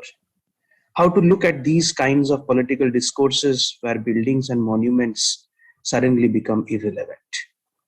Your response, Professor. So you want me to respond now, or shall we? Okay, fine. I can. Yeah. Let's kind of take them as they come. Let me just answer this. This is an important, very important question, by the way. In fact, if I understood it correctly, there are actually basically two components of it. One is a conceptual component of it. That's how should I look at the whole idea of monumentalization where there is no conflict. And the second is, which is also important, that how should what could be the ways in which to commemorate these traditions. So first, to answer the first question, the way in which the presentation was entirely based on one dimension of the process of monumentalization, that is the state-centric monumentalization, in which three elements are categorically listed. One is the recognition of a building for the purpose of protection so that a particular state-centric history can be displayed. That's a state-centric. But the way I conclude is that if you look at how people understand or create their own modes of commemoration are very different and entirely. And that's why I thought that I should not say this. You should look at the images and try to construct your own meaning out of it. Children playing, couples going there, they want to write their names on it.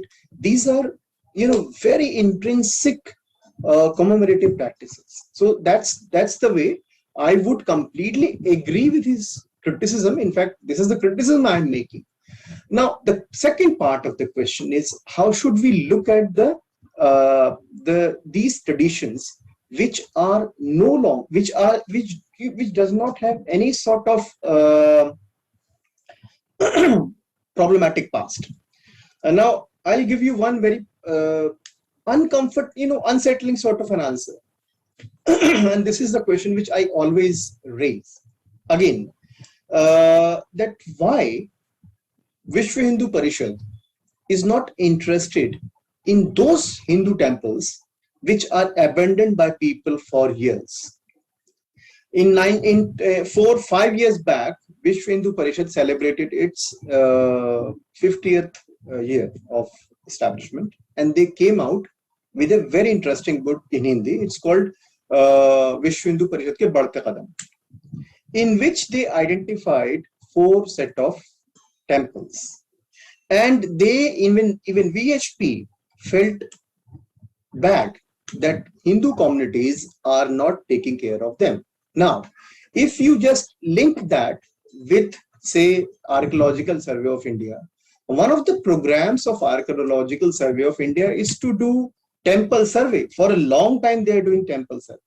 Now, since last 7 or 8 years, we have got a government which is pro-temple. But even now, we do not find any state intervention in protecting non-controversial buildings. So therefore, what I would like to argue to answer this question, the second part of the question is that basically, if you closely look at the nature of state, nature of Indian state, it is all about creating conflict and try to become an entity which would mediate between conflicting parties. This has been happening since 1991. So the state would do, say for example, the interest of the laborer, the farmer, and the interest of the capitalist and the big farmer, etc. So the state would say, okay, we are here. Hindus and Muslims, organized and unorganized. So this is actually something to do with the nature of state. Every political party, I'm not saying that only one political party is doing this. So therefore, the deep-rooted meanings, political meanings, need to evoke more directly and then compare them in order to understand the everyday practices of the people. I am more interested in the everyday meaning of people. So by the way, this name change episode, if I remember correctly, I'm not sure, Devband, the name Devband has got something to do with Devi Band. If as I say that, I don't remember, I read it long back. So Devi Band is also because there was a temple. So Devband is coming from the name of the town is not coming from any Muslim or any madrasa source. It was already there, and this is the way people embrace local meanings. So therefore, there is a need to recognize local commemorative practices, and I completely agree with his critique, and in fact, I'm also making the same sort of critique.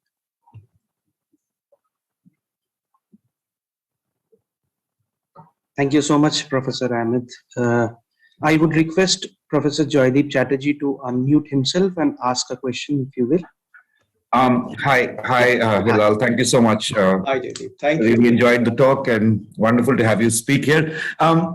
One thing I'm just wondering about, right? You began your talk with kind of differentiating yourself from the standard colonial historiography in a certain sense, in which you say that, okay, that may perhaps, I mean, that the first identification of the buildings were maybe not a part of the political project, but rather more a part of the fact that, there was a kind of an understanding, however Orientalist we want to call it, whatever we want to call it, that India was the land of religion and therefore we are. So I think that's an interesting argument. Can I flip that argument a bit and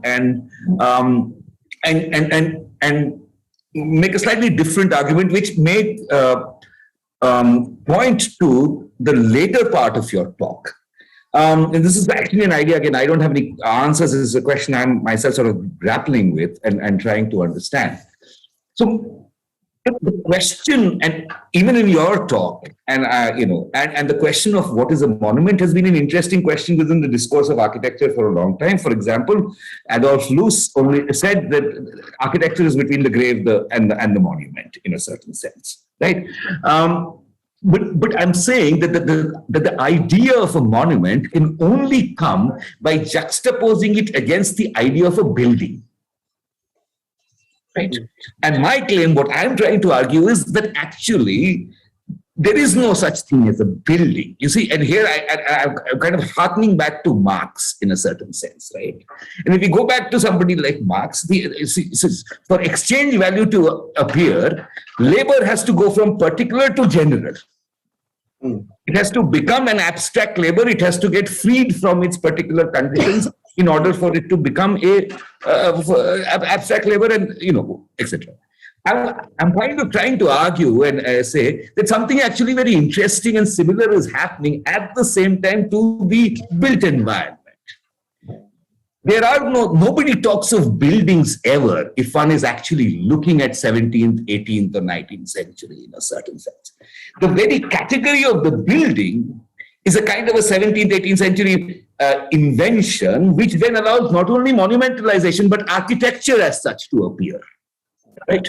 And in that sense, it becomes interesting to kind of go back to the end or something that you've been hinting all along, that yes, there was no conception of it as a religion, Hindu religion kind of building, or, that's why they were not saying, ki demolish kar diya, ya wo devali, they were not mentioned because the idea was never of that, oh, here are a set of buildings that you are looking at.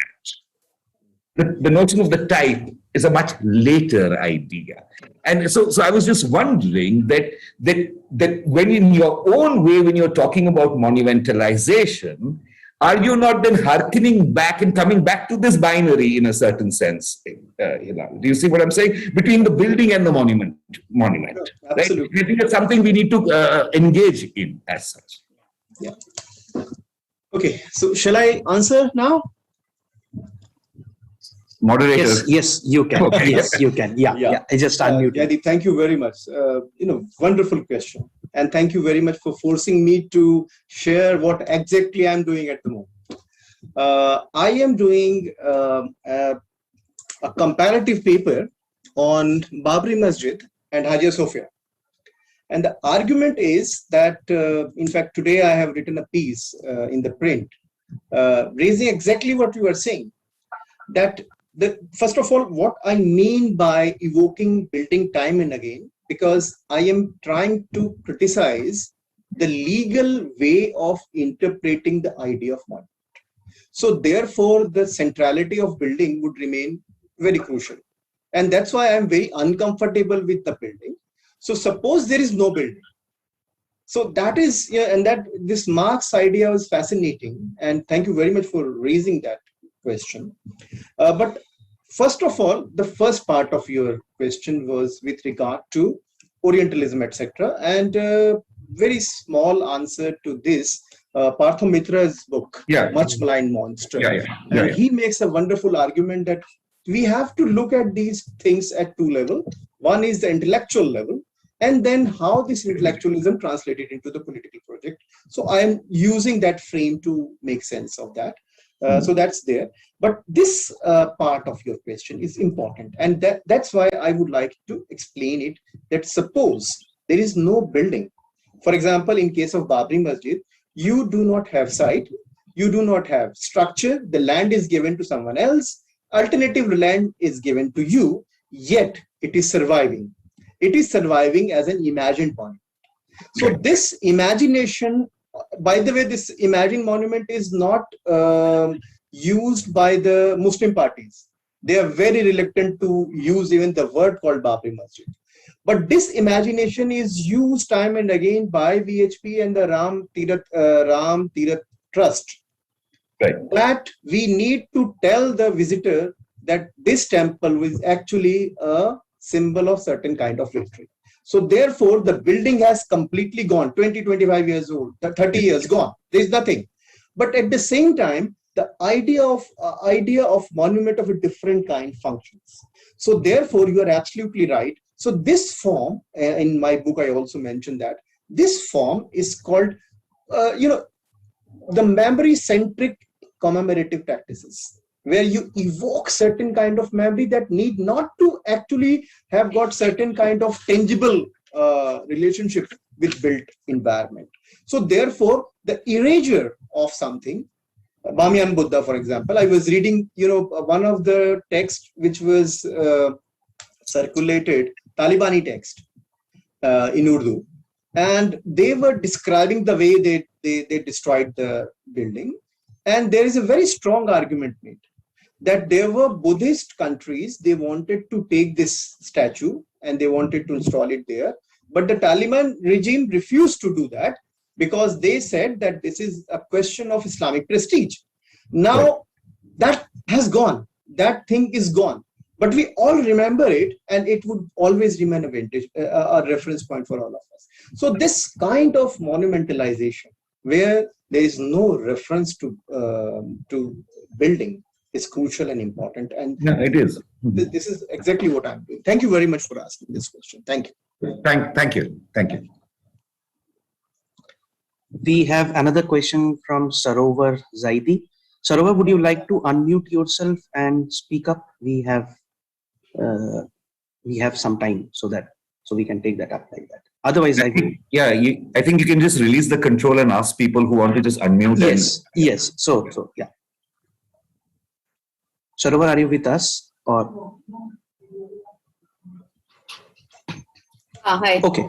Yeah. So I was just asking about, Kaveri Boer's work on monumental matters makes available this idea that the formation of the ASI in 1861 was part of delegitimizing the mosque agenda. So and you mentioned the document that was created by the government in post-colonial India. And there are a lot of documents which are, in a sense, verbatim copied from the British documents. So it'll be interesting if you could reflect a bit on that, and also on what are the ways these lists are constantly navigated between the Waqf and the ASI. Because they are navigated, how do people, and even the heritage discourse, the Aga Khan Trust, so there's always a kind of so is heritage winning, is Waqf winning, is ASI winning, who's delegitimizing, who's reappropriating, what is going on? It'll be interesting if you could speak a little bit about that. Thank you very much. See, I wanted not to touch this issue in the talk, but you have raised it, so I have to respond to you. But this is a very crucial question, by the way. Coming back to, say, first of all, the last question about the Waqf. It's a very delicate question, and I have, in my first book, there is an entire chapter on that what is the legal position of a Waqf, because Waqf by use. So if a building is not in use, but it has got features of a mosque, you can certainly claim by the definition of 1995 law that it is actually a Waqf. Now, if ASI actually gets it, then who would take care of what? So therefore, 3 or 4 possibilities would emerge. Obviously, because Waqf discourse is inextricably linked to the discourse of minority rights. So in my book, I argue that actually we have got 2 kinds of secularisms. One is secularism of historical monument, where you have got a principle of strict neutrality, meaning that you have to have certain kind of strict neutrality, you have to have hard and fast rule, etc. On the other hand, you have got secularism of minority rights, where exceptions are made.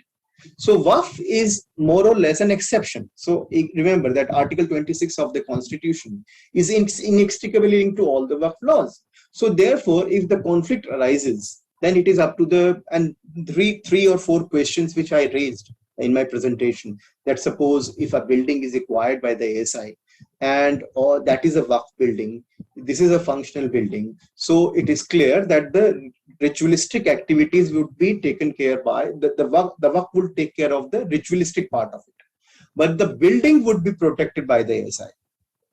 That was the case before 1975. Jama Masjid was like that.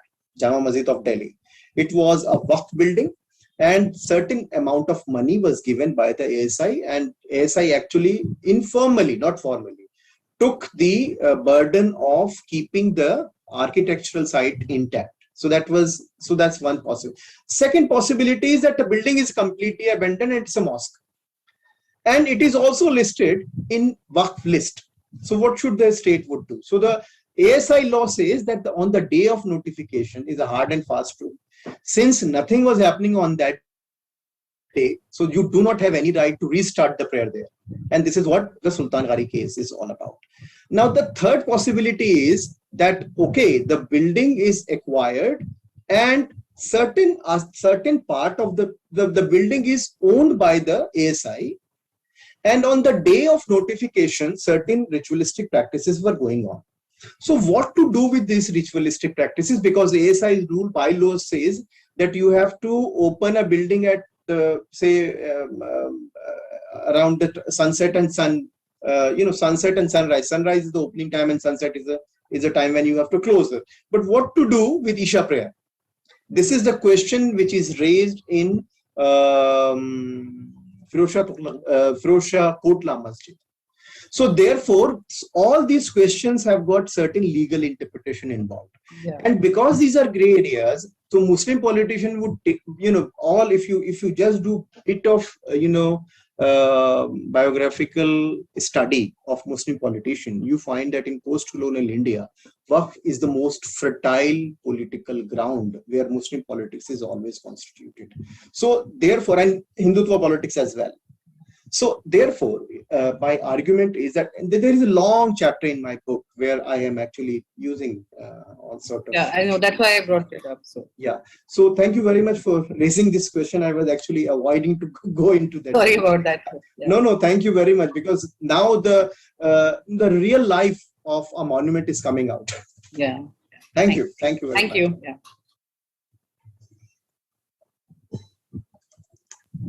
Zai, can you unmute yourself and ask your question? Yes, thanks so much, Saurabh. Thank you, Dr. Ahmed, for your talk. It was wonderful. It was such a pleasure listening to you. So, right at the outset of your talk, you did say something about how poetry becomes at least your path to understanding a monument. And as we're seeing through the talk and the discussion that's followed, the monument is as much policy as it is not. So, is there a way to imagine a connection between poetry and policy? Is that even possible? I mean, I'm just curious to know if you've come across any such instances. Very recently, I have read a book which is Images of Delhi. Rajendra Nath Dusra or something like that. This is the name of the author, in which he is trying to look at the representation of Delhi in Hindi and English literature, post-colonial Hindi and English literature. But I have tried to do that in my film. So all the, it has got 3 long nazm written by me. And we have tried to use poetry to answer highly legalistic language by which a monument is always envisaged. So therefore, there is a strong possibility. Second is that I would strongly recommend you to watch a film, which is not a very, I don't know why that film was not very much celebrated. It's called Lekin. Lekin is a film made by Gulzar. Do 2 things. One, first read the story by Tagore. It's a wonderful story. And Gulzar's rendering of it. Because in that film, there is an archaeologist who is deeply interested in the idea of the past, and in his imagination, everything is mechanical. But at the same time, he's imagining something else. So on the one hand, it's a thriller. The ghost is around. On the other hand, you can also interpret it as a poetic reflection in certain senses. So this is possible, and this is the only way out I can think of. Thank you. Girish, would you like to go with your question next? I think probably this is the last one that we are taking. Thank you. Thank you, Girish. Students have vanished. Yeah, they've all gone off to eat. I guess. Right. Girish. Thank you, Hilal. My question is more on the contemporary it's and so the question Girish, we can't. I can't hear you. Girish, network is bad at your end. No. There is a lot of background noise. Girish, So why don't you type in your question? type in and I will read it. Yeah, and Saurabh can speak it out.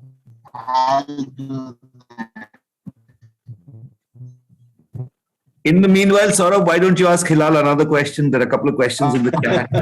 Yeah. I will. While, So we have another question. So our quote unquote historical tendency to create linkages, make connections and seamless lines between cultures, communities, and social groups is a double blind.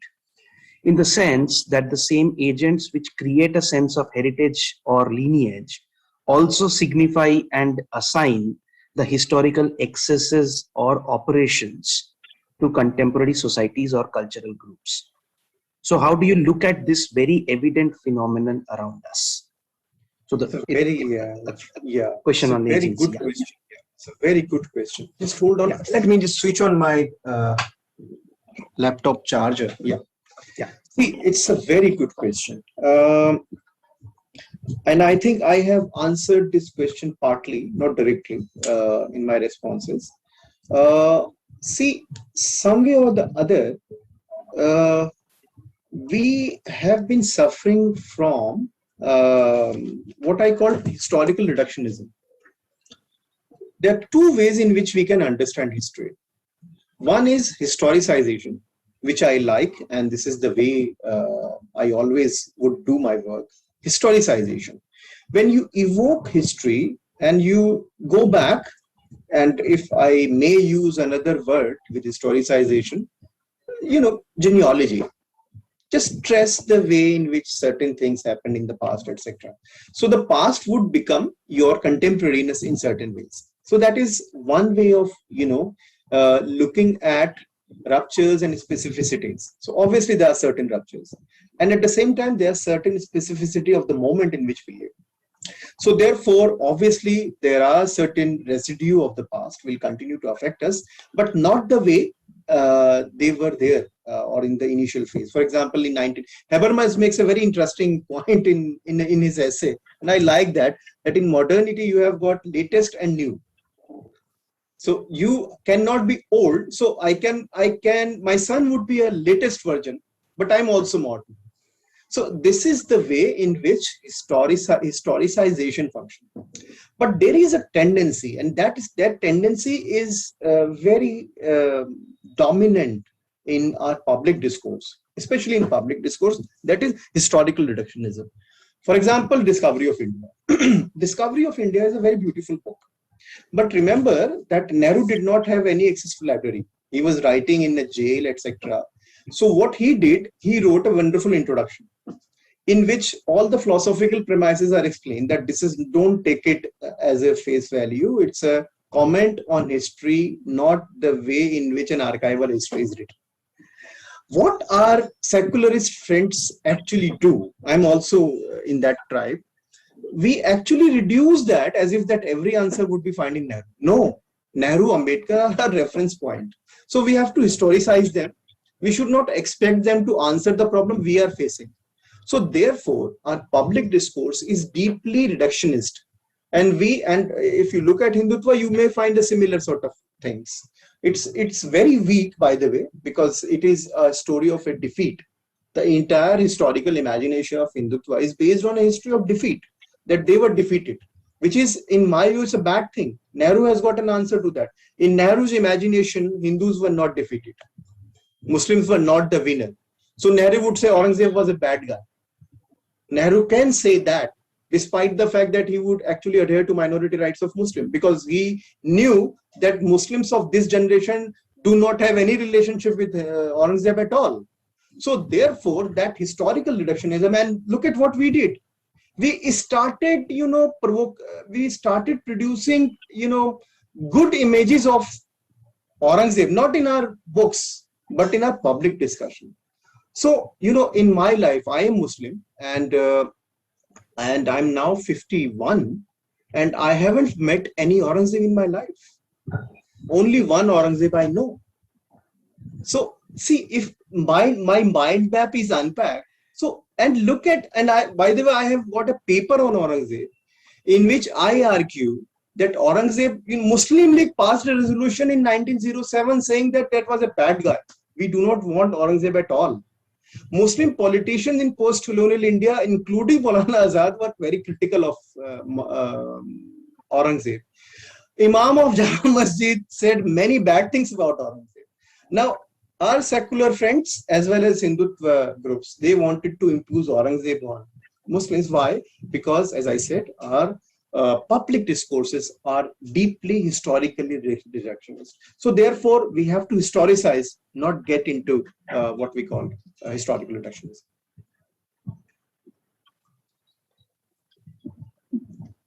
Thank you so much, Professor Ahmed. This could have continued. Unfortunately, we lost Girish somewhere there.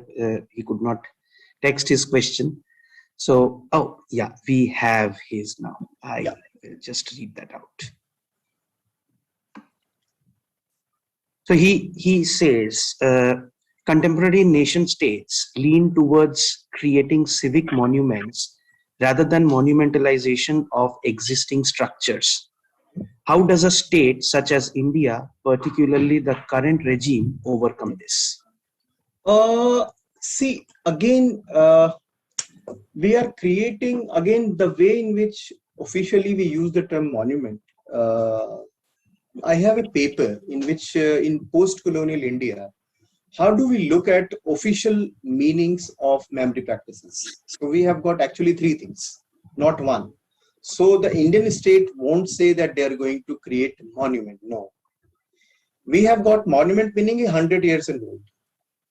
But we have got samadhis and we also got memorials.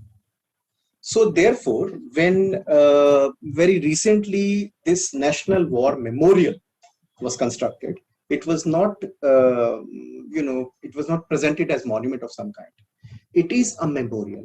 And there is a conceptual difference, especially in post-colonial India, between monument and memorial. So monument, as I said, is quite a fixed legal thing. So just, and you cannot change it, by the way, because we always use a principle called in situ principle, in which you have to protect the monument in situ, meaning you cannot change anything. After the date of notification, you have to protect it the way it was. But in case of memorial, you can certainly do that, like Jallianwala Bagh, very recently, like India Gate. What Indira Gandhi did, see, India Gate was there and the names were there, already there. So what Indira Gandhi did, she just installed Amar Jawan Jyoti in 1972. And her argument was basically this, that this is for those who did not have their name written on India Gate. Now Narendra Modi expanded it and he created this new monument, this new memorial. It's called National War Memorial. And if you go inside, it's a very beautiful building, by the way, because this building is not actually getting rid of what Indira Gandhi did or what the British did in India Gate. It is in continuation of that. So this is called the memorialization of some kind. This is not monumentalization. The third thing is Samadhi, because it all started with Gandhi. And thanks to Atal Bihari Vajpayee, he said that no, we don't want further samadhis. We want just space. So that's why you don't have Atal Bihari Vajpayee Samadhi there. But the Samadhi business is very interesting. If you go to South even now, you find that the concept of Samadhi is used in Tamil Nadu, without any change. So the official discourse of the central government, after creating Rajghat as Samadhi, the ideal Samadhi, because it is a law passed by the parliament, it's called Rajghat Samadhi Act, etc. It used as it is when MGR Samadhi was created, and very recently Jayalalitha. So therefore, this idea of Samadhi, or Moraji Bhai's Samadhi in Ahmedabad. So this idea of Samadhi is something which is the third form of third site where you have got official meaning attached to it. So the question which Girish asked is basically about memorialization. It's about how memorials are created. These are not civic monuments. These are memorial, officially memorial. Yeah. Professor, does the Statue of Unity also is a part of this kind of a memorialization that we Yes, absolutely. Absolutely. It is. It is. I haven't visited yet there. I would go certainly and do some work on that. Yeah. But it's a very bad, artistically it's not very good. Because if you closely look at the statue, you find that as if Devgoda is standing, not Patel.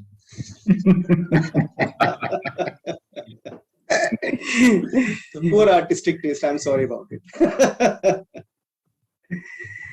Okay, so that brings us to the end of the inaugural keynote lecture. Thank you so much, Professor Ahmed, for being with us. We look forward for many such associations in the path ahead of JSAA. Thank you, everyone, for joining us. Aditya would take up from here. Yeah. All right.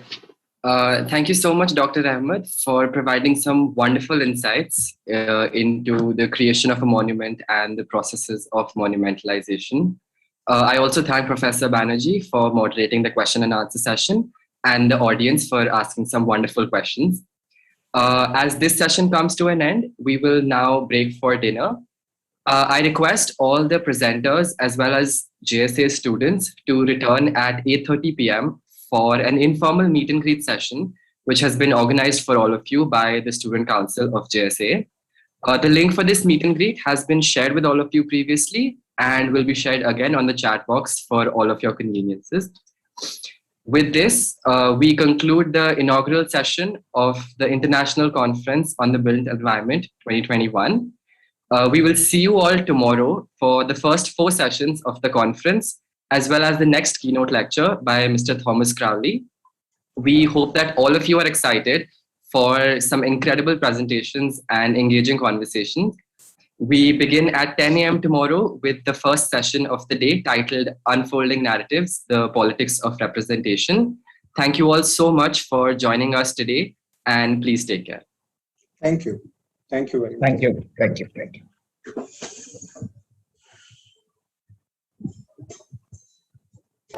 you.